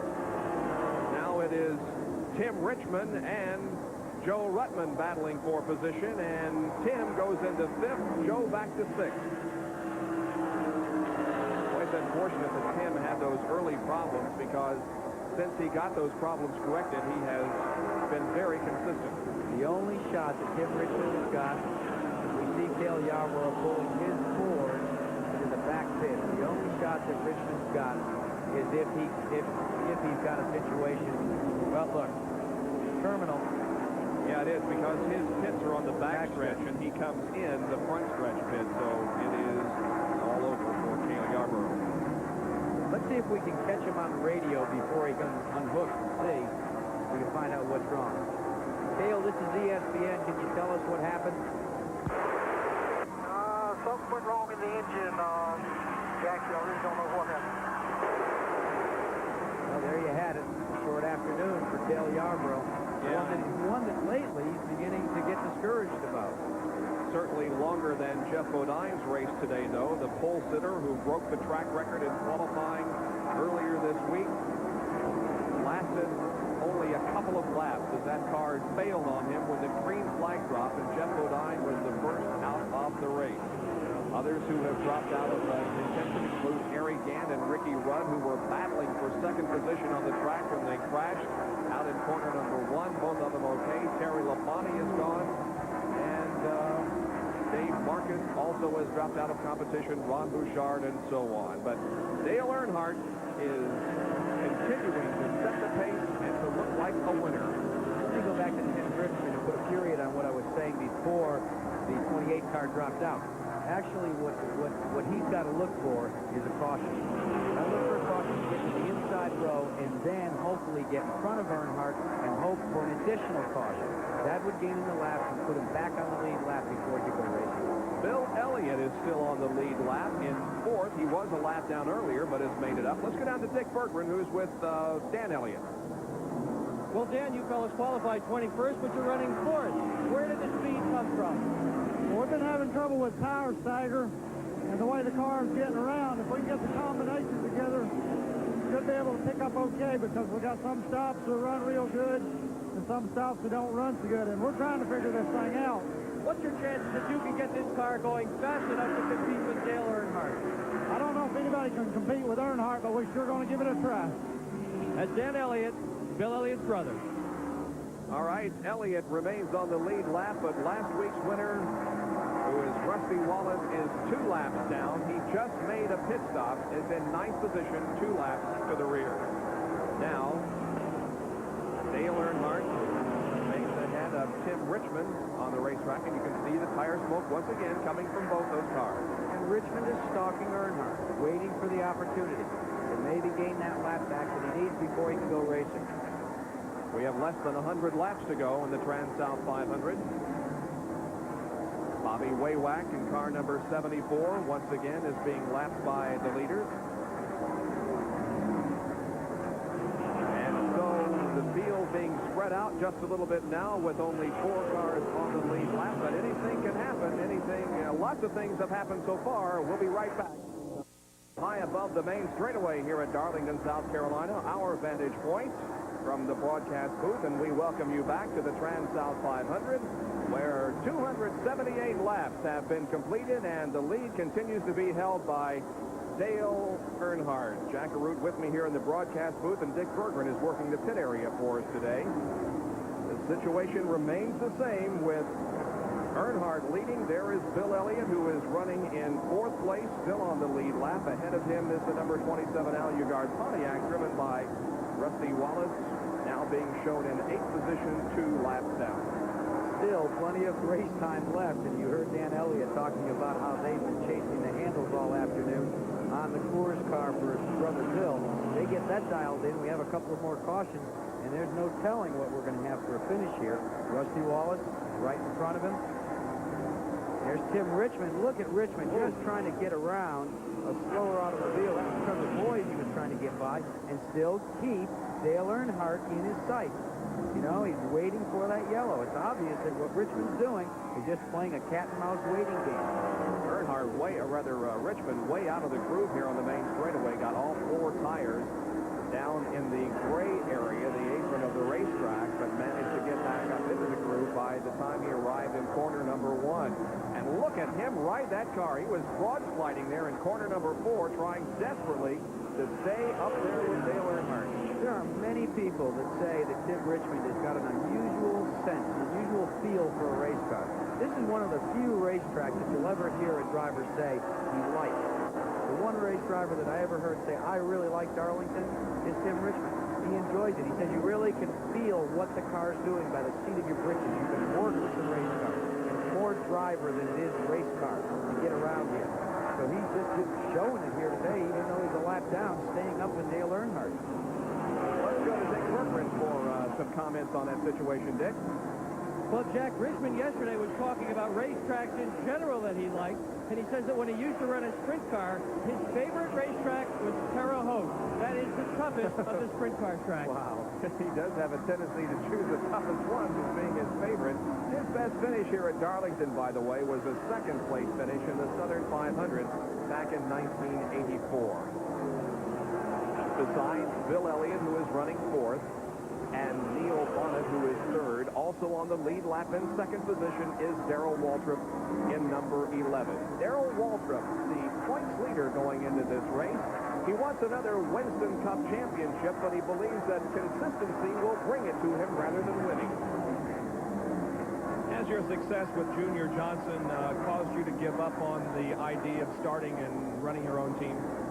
Well, we're at a point in our relationship where we have to decide. We have to weigh each other's good points and bad points. This is the end of our contract year, and we're starting to talk a little bit. I don't know what's going to happen.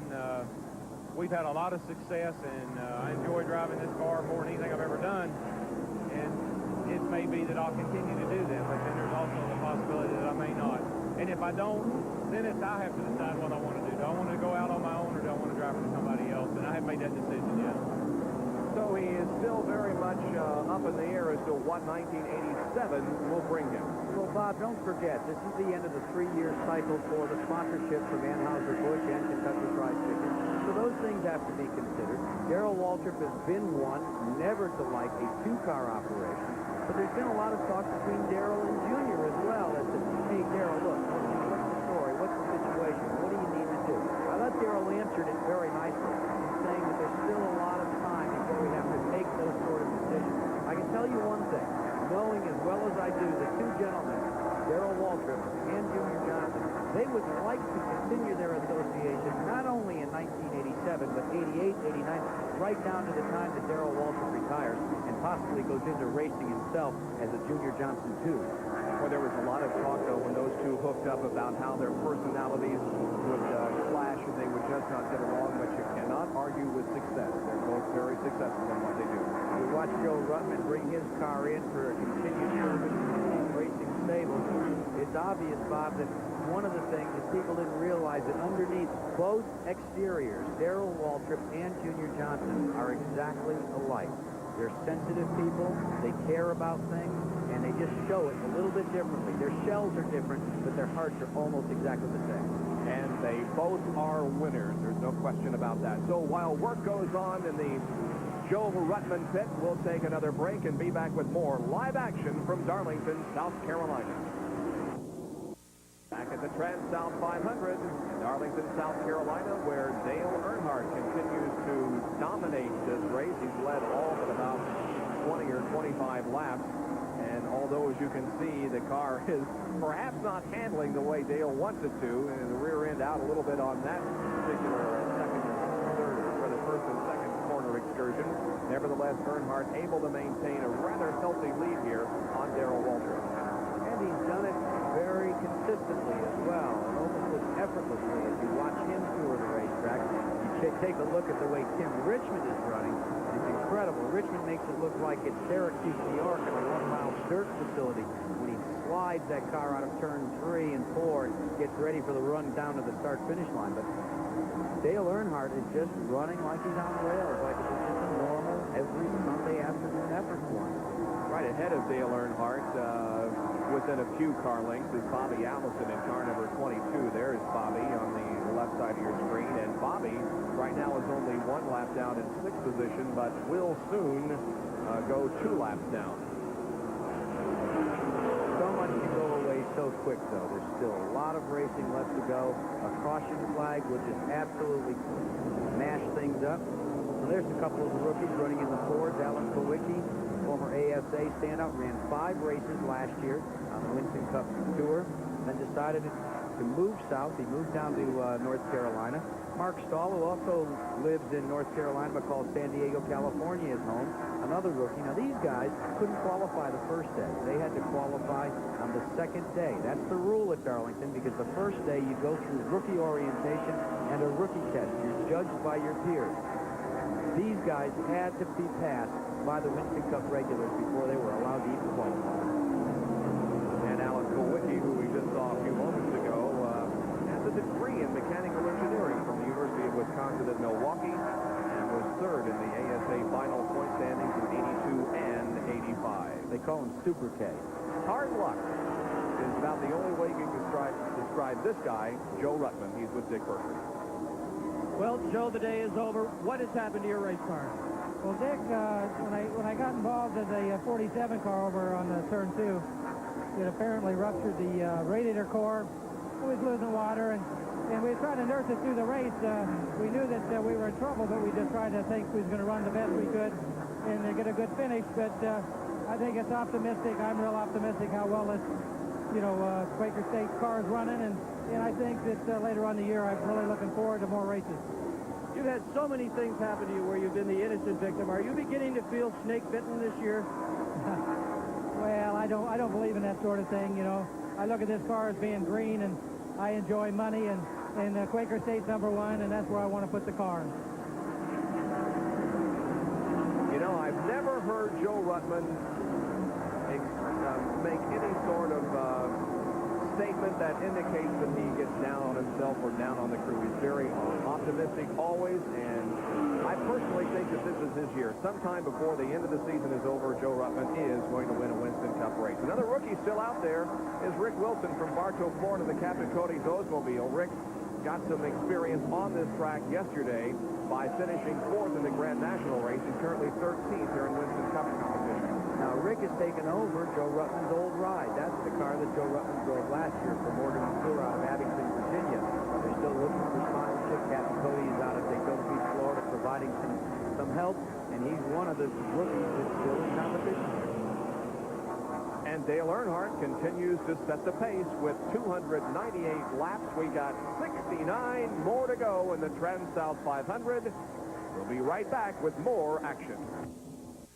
The leader, Dale Earnhardt, is right on the back bumper of Bill Elliott in car number 9 and threatening to put Bill a lap down once again. If he does, we will have 3 cars on the lead lap because Elliott is currently running in 4th. We watch him go into turn number 1. Elliott has not been, as far as the lead is concerned, competitive, although the Ford hasn't run all that badly this afternoon. Well, we heard Dick Bergeron talk to Dan Elliott and said that they had adjusted on it, but it looks like they've not adjusted sufficiently to keep Earnhardt from putting him a lap down. He did that just like they were standing still. And now 3 cars on the lead lap. Those 3, the 2 besides Earnhardt, the Junior Johnson cars, Darrell Waltrip 2nd, and Neil Bonnet running in 3rd. You watch the car touring the racetrack, though, you've got to begin to question, you're rubbing off those right rear tires. By the way that chassis is set up, you're showing all of that tire smoke. That's going to eventually catch up with you unless you get courtesy of enough caution flags to be able to change those tires before they finally go down to the fabric. Not to say that he's not running fast, just to say that he's really using a lot of race cars, at least in my mind's eye right now, especially in turns 1 and 2. Bill Elliott has not led a lap today, but Ricky Rudd has, so a Ford does get credit for leading 1 lap under caution, but that's been the only Ford to move to the front today. There's Bobby Allison, car number 22. He currently is in 6th spot, now 2 laps down to the leader. Earnhardt, see how he rounds out, comes out of the corner, comes across the stripe, and he's got his sights set on Neil Bonnet, who's running in 3rd. He'd like to put Neil a lap down. They're only about a quarter of a straightaway apart, so it wouldn't be that much longer before Earnhardt could measure up and take a shot at Neil Bonnet.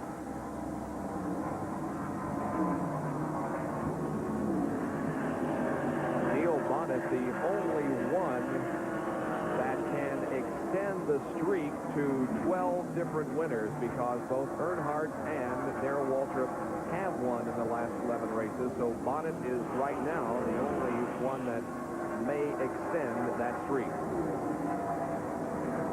There he is. Neil Bonnet last week hard into the wall at Bristol. This week in 3rd place, but not too far behind him is the leader, Dale Earnhardt. Darrell Waltrip running in 2nd position, and another Waltrip is out there on the racetrack, still in the race, and that is Mike Waltrip, car number 23. Mike, another one of those in contention for Rookie of the Year honors. But he's not considered a rookie at this racetrack because he did compete in the Southern 500, Bob.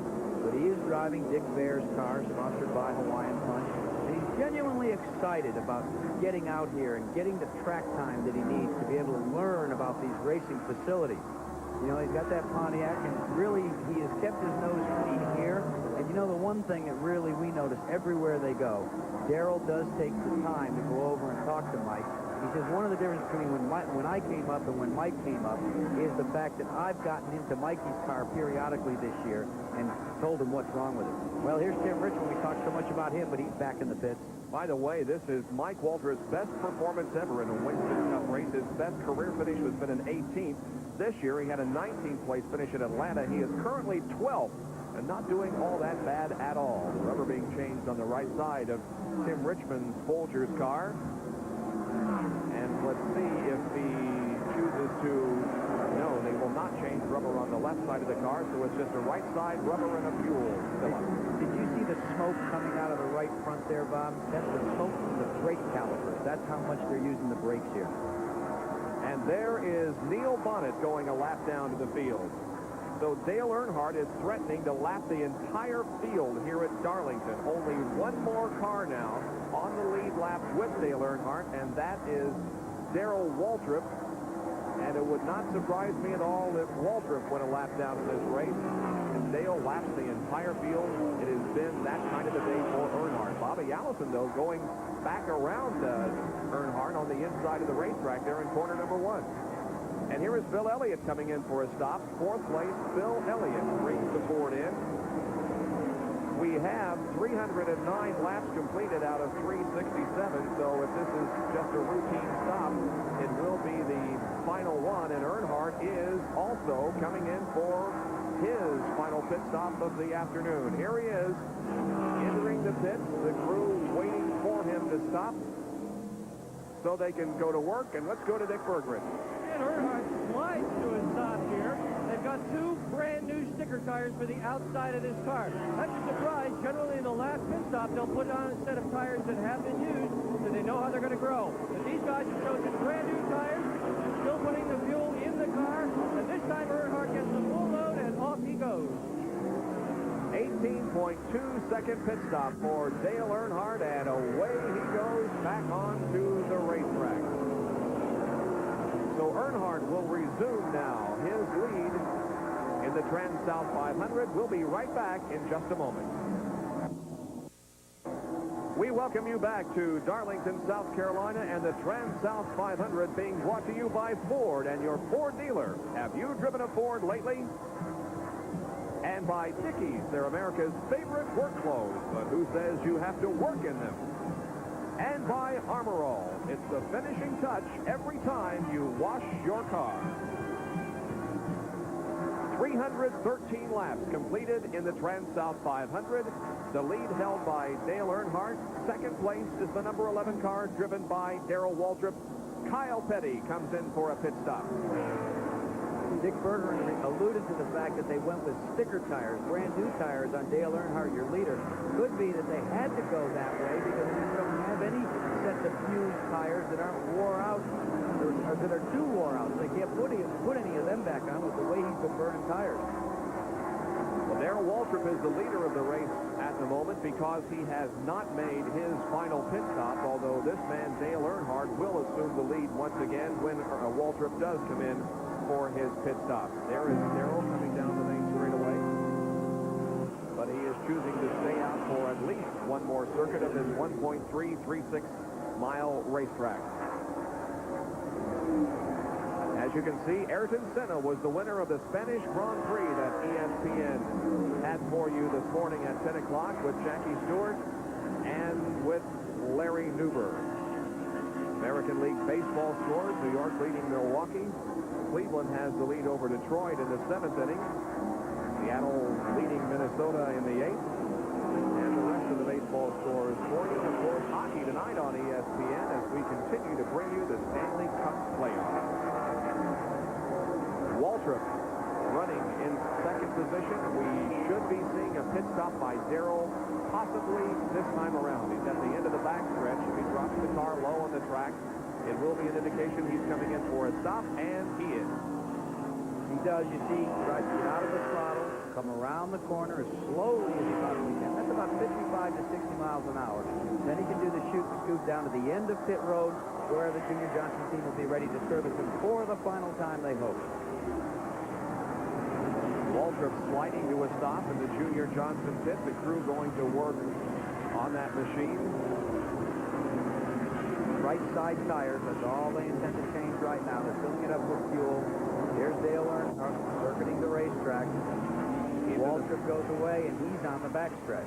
He's just entering turn number 3 as Darrell moves out into turn number 1. And the number 4 car of Rick Wilson low on the racetrack, just ahead of Darrell Waltrip. So Waltrip begins to gain some momentum now, and it's going to be almost a half-lap lead for Dale Earnhardt. Everything has gone Dale Earnhardt's way today. Pit stops have been just perfect. Everything that they have done, they've not had any major chassis problems. He has really come to the track too tough to tame with a whip and a chair that seems to be able to get the job done, Bob.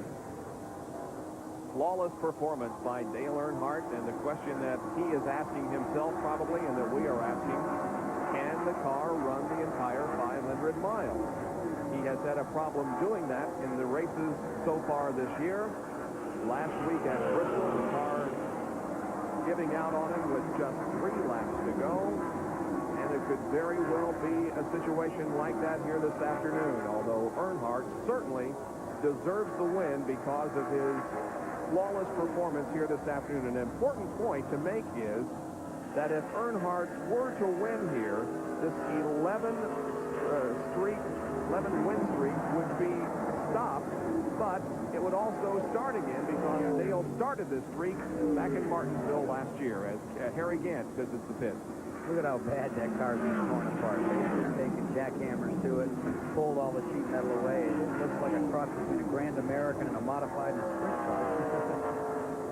But it still runs, and of course Harry is concerned with getting as many Winston Cup points as possible.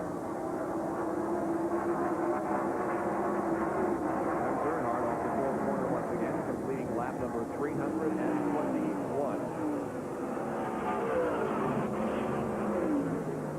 Still some tire smoke off that car, but it's not a serious situation as it appears to be handling very well. There's J.D. McDuffie in car number 70, the Rumble Furniture Pontiac. J.D., not a rookie to this type of racing by any stretch of the imagination, but not a regular at the same time. He was recently featured as having the longest losing streak in NASCAR. But he's always here. He comes week in and week out. And, you know, people don't realize just how difficult it is for an independent. You don't get your tires for free. You don't get your bodies for free. Everything you pay cash for. And each one of those tires that he puts on goes about $160. So it gets expensive for J.D. to come week in and week out. And it's very evident that J.D. has a lot of race fans out there because he has made the Invitational that we'll be telling you about in just a few moments as we continue to cover the Transouth 500.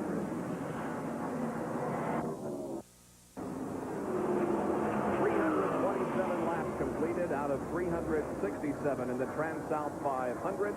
Dale Earnhardt is the leader. Darrell Waltrip is running in 2nd spot. Bobby Allison is 3rd, but Waltrip is the only other car on the lead lap.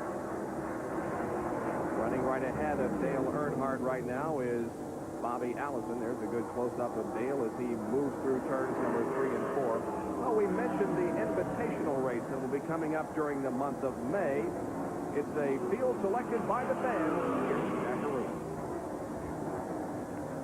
NASCAR fans selected the 14-car starting field for the Atlanta Invitational, and there were some surprises. Bobby Allison, Arrington, Baker, Hillen, McDuffie, Means, Parsons, Richard Petty, Richmond, Ruttman, Speed, Trevor Boys, and Dave Marcus.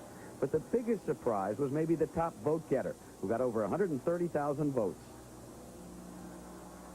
The man who received 132,000 votes and will start on the poll, the guy who started off leading the balloting and continued throughout the deal. Driving his 711 Wood Brothers Ford, Kyle Petty. Kyle Petty was flattered, to say the least, by the fans' response. It's a real honor, you know, to have the fans vote for a deal like this and to be able to get the most votes against people like my father and Benny Parsons and, you know, Bobby, the guys that have been around a long time. So, you know, I think it's a pretty big deal. For independent drivers like Arrington Boys, Means, and J.D. McDuffie, simply making the field was an honor. In your wildest dreams, did you ever envision that on May 11th you'd be turning a wheel at Atlanta in the Atlanta Invitational? I feel like I've made enough friends and fans over the years to where I would, and I really appreciate them coming out and voting for me. The 100-lap, $300,000 Atlanta Invitational takes the green flag on Sunday, May 11th. Companion to the Winston, the $500,000 winner's race, and you'll see it all here on ESPN. We're very excited about that racing doubleheader that day in Atlanta, the Winston, and then the Invitational should provide for an exciting day of racing here on ESPN. And there's Kyle Petty, the top vote getter in the Invitational. He is 9th here in the Transouth 500. And, you know, the rest of those vote getters are going to have to go through time trials. So that was a big break for Kyle Petty. He and the Wood brothers will be able to set up for the race. Won't have to worry about going fast. Just go for the 100 miles, and they'll have an extra day while the rest of them try to qualify for a position. Only the pole position that is locked in. Correct. As you can see, Kyle is off the pace in this race, but nevertheless is in the top 10 at this moment. Earnhardt is the leader of the race. And Darrell Waltrip, the only other car on the lead lap. And Earnhardt's advantage over Darrell Waltrip is about 3/4 of a lap. So Dale is not in danger of losing the lead unless something goes wrong with the car. There's Bill Elliott, who is slowing on the racetrack, certainly off the pace. And it has not been a good weekend for Bill all around. No, it hasn't. And there you can see one of the Elliott brothers running back to the truck to get what is ever needed. I'm sure they've radioed in and said, look, I need such and such a part. So he's been sent over there to get the parts, and they'll be coming in to initiate the repairs on that car. Bill trying to gain some experience on the road courses for the L&R Series that will be coming up. He has competed in several IMSA races this year and has been doing quite well, as a matter of fact, for the Jack Roush team. You know, he won his first race, his first Winston Cup race on a road course in Riverside, California. He's been an accomplished road course racer ever since he's been in competition. Let's go down to Dick Berger, and he may have an update on the conditions. Well, Elliott's problem is under the hood. They're raising the hood at this moment. The engine is silent. And they've got a new rotor button sitting right there as if they're going to put that on. Dan Elliott has just come back from the truck. He's got a new distributor. He has a new distributor cap. They are removing the air cleaner of this automobile. So Bill Elliott with a still engine on pit road. Probable cause electrical malfunction. Dick, that's about the second or third time today that we've seen this problem. Add to it the problems we saw on the Grand Nationals. There are an awful lot of electrical problems going down. Well, the electrical thing, Jack, is definitely something that's plagued an awful lot of competitors here. These distributors are required by racing rules to be very, very close to the kinds of stock distributors that you find on the street. Well, on the street, you only run about 3,300 RPM at 55 miles an hour. Here, you turn as much as 8,000 RPM, and the heat is also a much bigger factor on the racetrack. So the additional RPM, the additional heat, really puts a lot of strain on the electrical system. I remember at North Wilkesboro, where we were going next week, had the problem in that fall race there with Darrell Waltrip with distributor wires.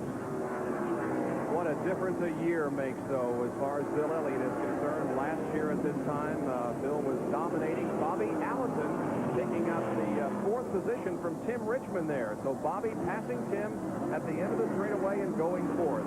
Elliott this time last year was on his way to an unbelievable season, and this year things have just not gone well.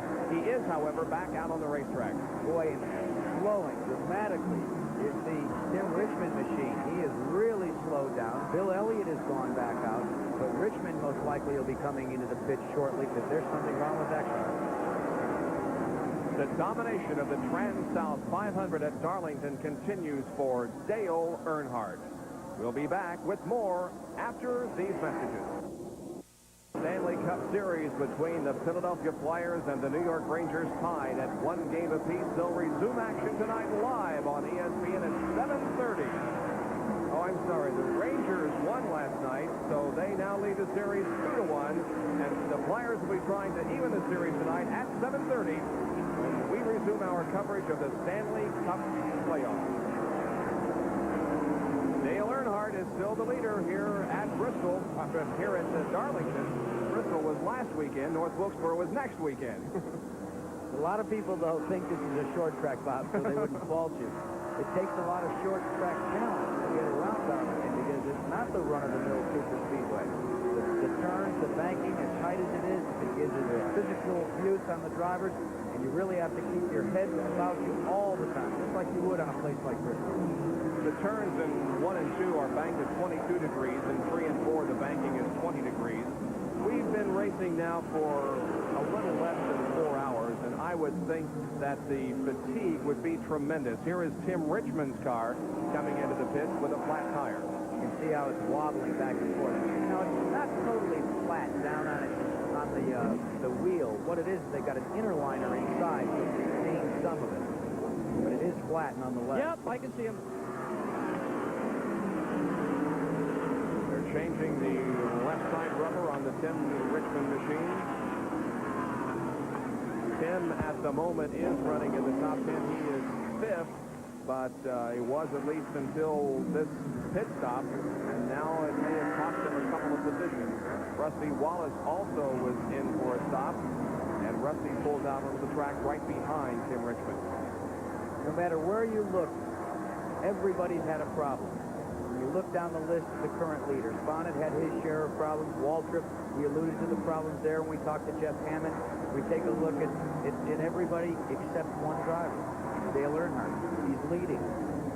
It's been just a quality afternoon for Richard Childress and their entire team. Nothing has gone wrong with the Earnhardt car. And when you watch Earnhardt drive that number 3, take it around the racetrack, watch how smooth that car is. He goes up around H.B. Bailey. He puts it up in the high side. Then he just ducks it down low to bring it back around. Very little wobble, very little jump as compared to H.B. Bailey's car, which wanted to change lanes maybe twice or 3 times during that piece of real estate they covered. And he goes over here into turns 1 and 2, and again can run right up against the rail without any problem whatsoever. He may be burning the tires, but it's handling perfectly for Earnhardt today. Earnhardt started this race from outside of row number 2, right alongside Benny Parsons. Dale was the 4th fastest qualifier at about, and Mike Waltrip is experiencing a problem. Mike going into the pits on the back stretch, and rather here on the front stretch, and there's a lot of smoke pouring from that car. And we had told you earlier that this was Mike's best performance in a Winston Cup race. They're, however, taking the hood off the car and looking in the engine compartment. A lot of smoke coming from underneath the hood. That's got to be a big disappointment for young Mike Waltrip. You know, one of the things that most people don't know is that he spent some time living with Richard Petty before he went Winston Cup Grand National Racing. When he was driving for the what they call the Baby Grand International Sedan Series, he lived with Richard. When Kyle moved out, Richard said, I got a Waltrip as a son now. And they really took him under his shoulder. And we have a car in the wall in turn 3. Excuse me for interrupting, but Bobby Waywack has pounded the concrete in turn number 3, and some fire from the engine compartment of that race car. Waywack gets it to the inside on the apron and is trying to unstrap the belts and get out of there before the fire threatens him physically. And here he comes. Waywack is out of the car, appears to be okay, but this is going to bring out another caution flag. It's a tough break for a guy like Bobby Waywack because he doesn't have that many cars. That's an old car that he brought here because they didn't have one of the new cars ready for competition in Darlington. And now he's trashed it, as you can see, the Superior Piping Special, number 74. And you know, if you look over there on the window side, behind the opera window, what Bobby carries on all of his cars is the saying, all things are possible. Well, he was able to get out of that race car without any injury. It's still over there in the 3rd turn, and so far no help has come toward it. Now a tow truck does get into position. Here is Dale Earnhardt pitting.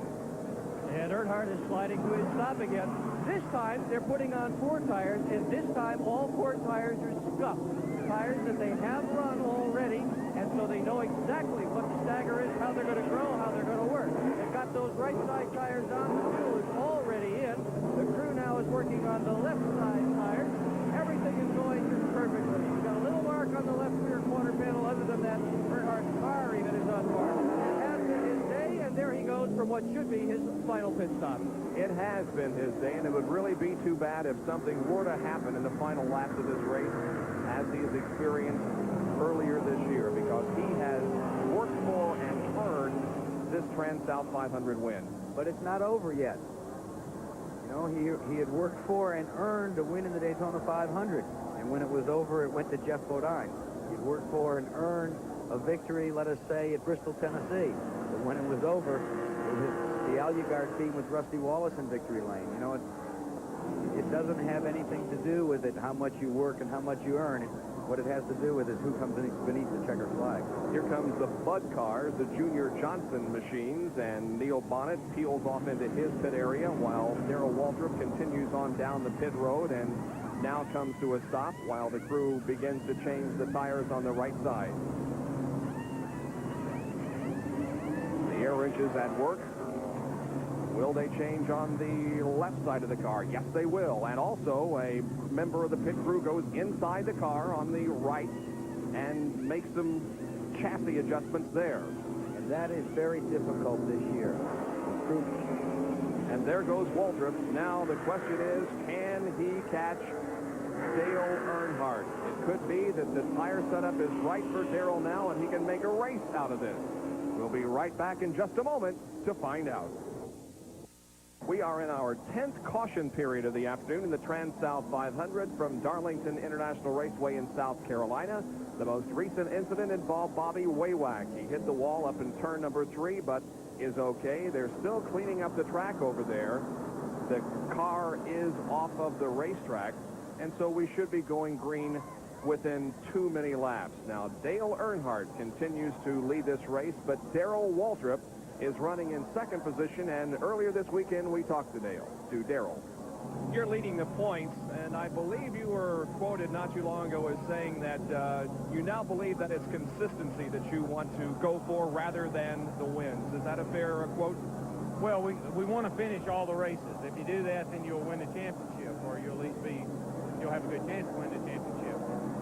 The Winston Cup Championship in 1986 is worth $550,000. That's a lot of money, and $550,000 in November is a whole lot better than $30,000 or $40,000 through the season. So we look forward to the championship, and the money is great.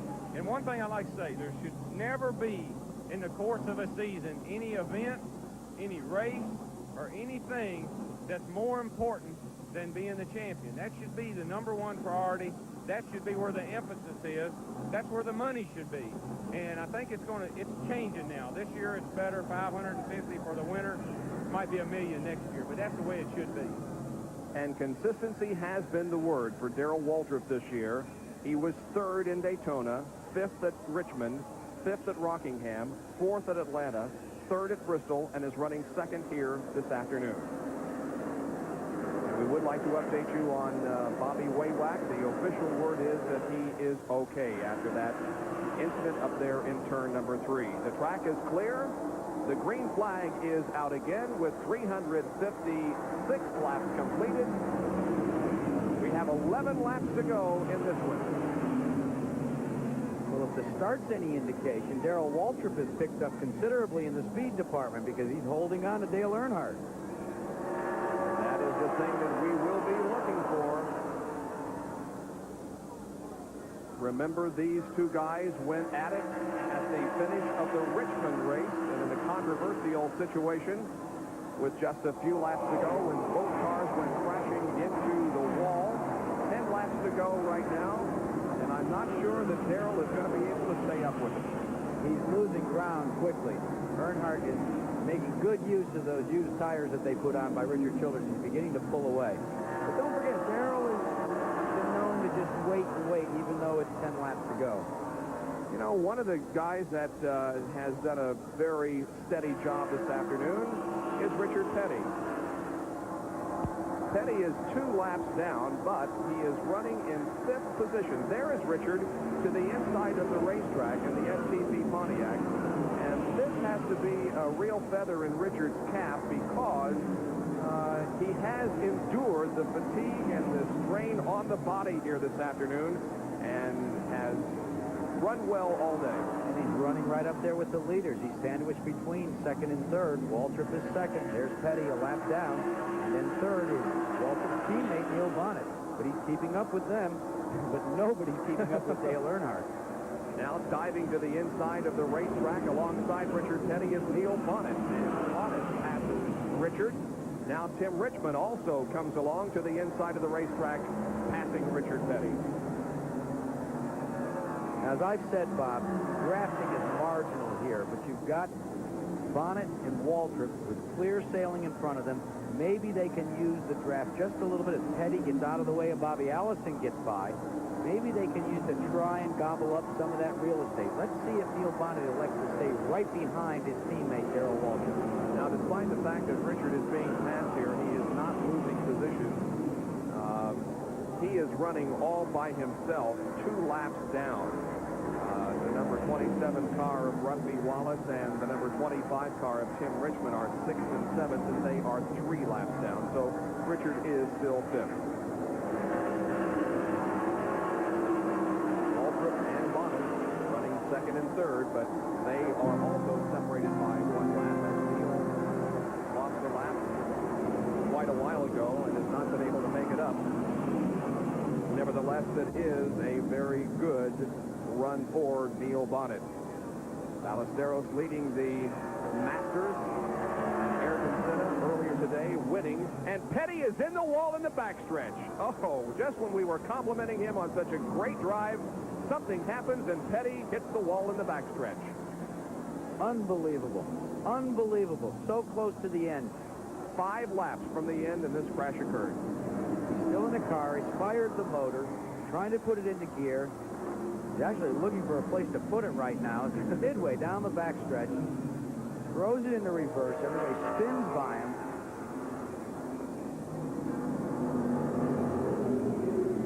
What an ignominious way to end a day.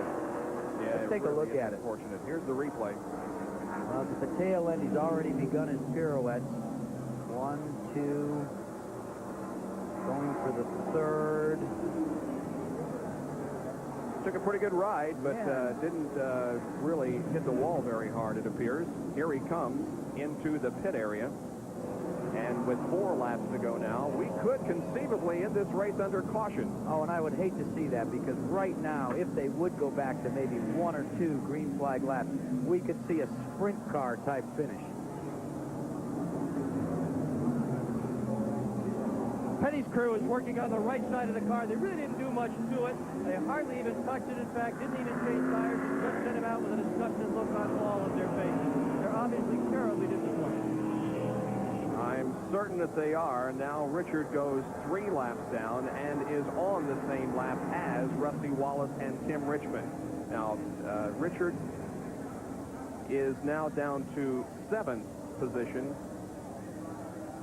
and on the same lap as Tim and Rusty. Well, they'll come around now, and there will be, what, 2 laps to go, I believe. This will complete lap 364, so there'll be 3 more laps to go.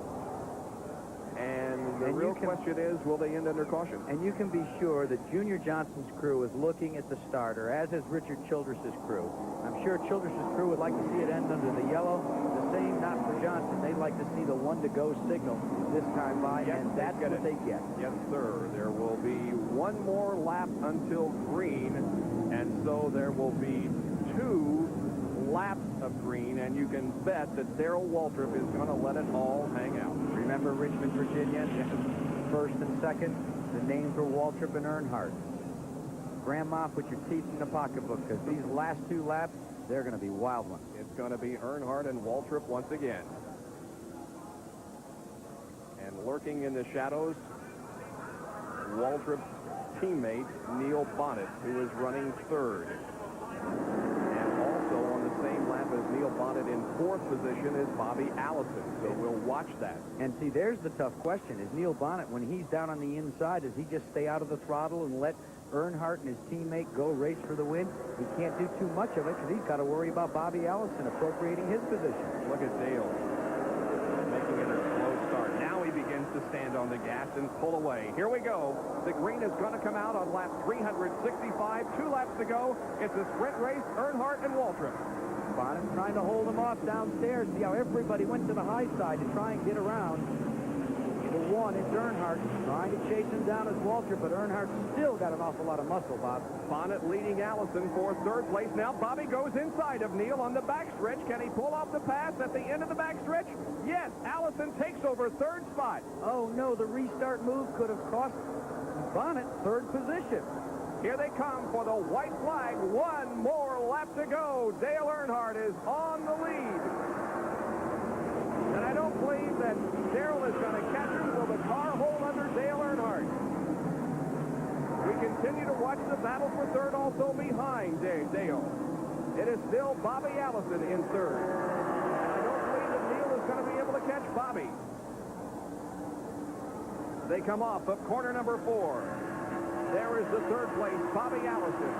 Dale Earnhardt is on the main straightaway and accepts the checkered flag and wins the Transouth 500. Waltrip finishes second, Bobby Allison third, and Neal Bonnet winds up fourth. Well, fine. This long race has come to an end, and a well-deserved victory by Dale Earnhardt. You think it was a long race for you? What about Dale Earnhardt? All the races that he's been in, and there they are congratulating each other. Waltrip and Earnhardt waving to the fans. But it's been a long time for Dale Earnhardt. Earnhardt, his last victory came September 22nd, 1985. He's the guy that started the 11 spaces, 11 races. So we still have an 11-race streak intact, but we start all over now because Darrell, as you said, started the streak back in September of 1985 with a win at Martinsville. Dale Earnhardt led 332 of the 367 laps, just some indication of how dominant he was here this afternoon at Darlington. And you knew finally, with as well prepared as that car has been each and every time it's been presented to a speedway, that a victory was forthcoming at any moment. He did it today, and he did it in fine fashion. And at a place that you really have got to have your act together to even hope to be victorious, he not only had his act together, he had written the book. And aside from just a little bit of paint scraped off the body on the left side of the car, that car is completely unflawed, so to speak. A nice performance here by Dale Earnhardt this afternoon. We'll be back in a moment to talk with him in Victory Lane. At Darlington is over, and the winner is Dale Earnhardt. Let's go to Victory Lane and Dick Berggren. Well, Dale, congratulations, Sire Dale Earnhardt. A new definition of dominating Darlington. You seem to really have it hooked up today. Well, we worked awful good here last year, and we came right down to the end and lost. And, you know, we work awful hard, Richard Childers and all the crew. I'd like to thank Goodwrench and Wrangler and all the people that worked real hard to put the money behind us to race. And, you know, thank the good Lord and all the crew. They did a super job. You know, old Darlington's a tough place to beat, and we beat her today. We outrun everybody, but we beat this racetrack today. It seemed as if you had no problems at all. Were there any problems during the day? Just a few close calls with slow cars, but other than that, everything went fine.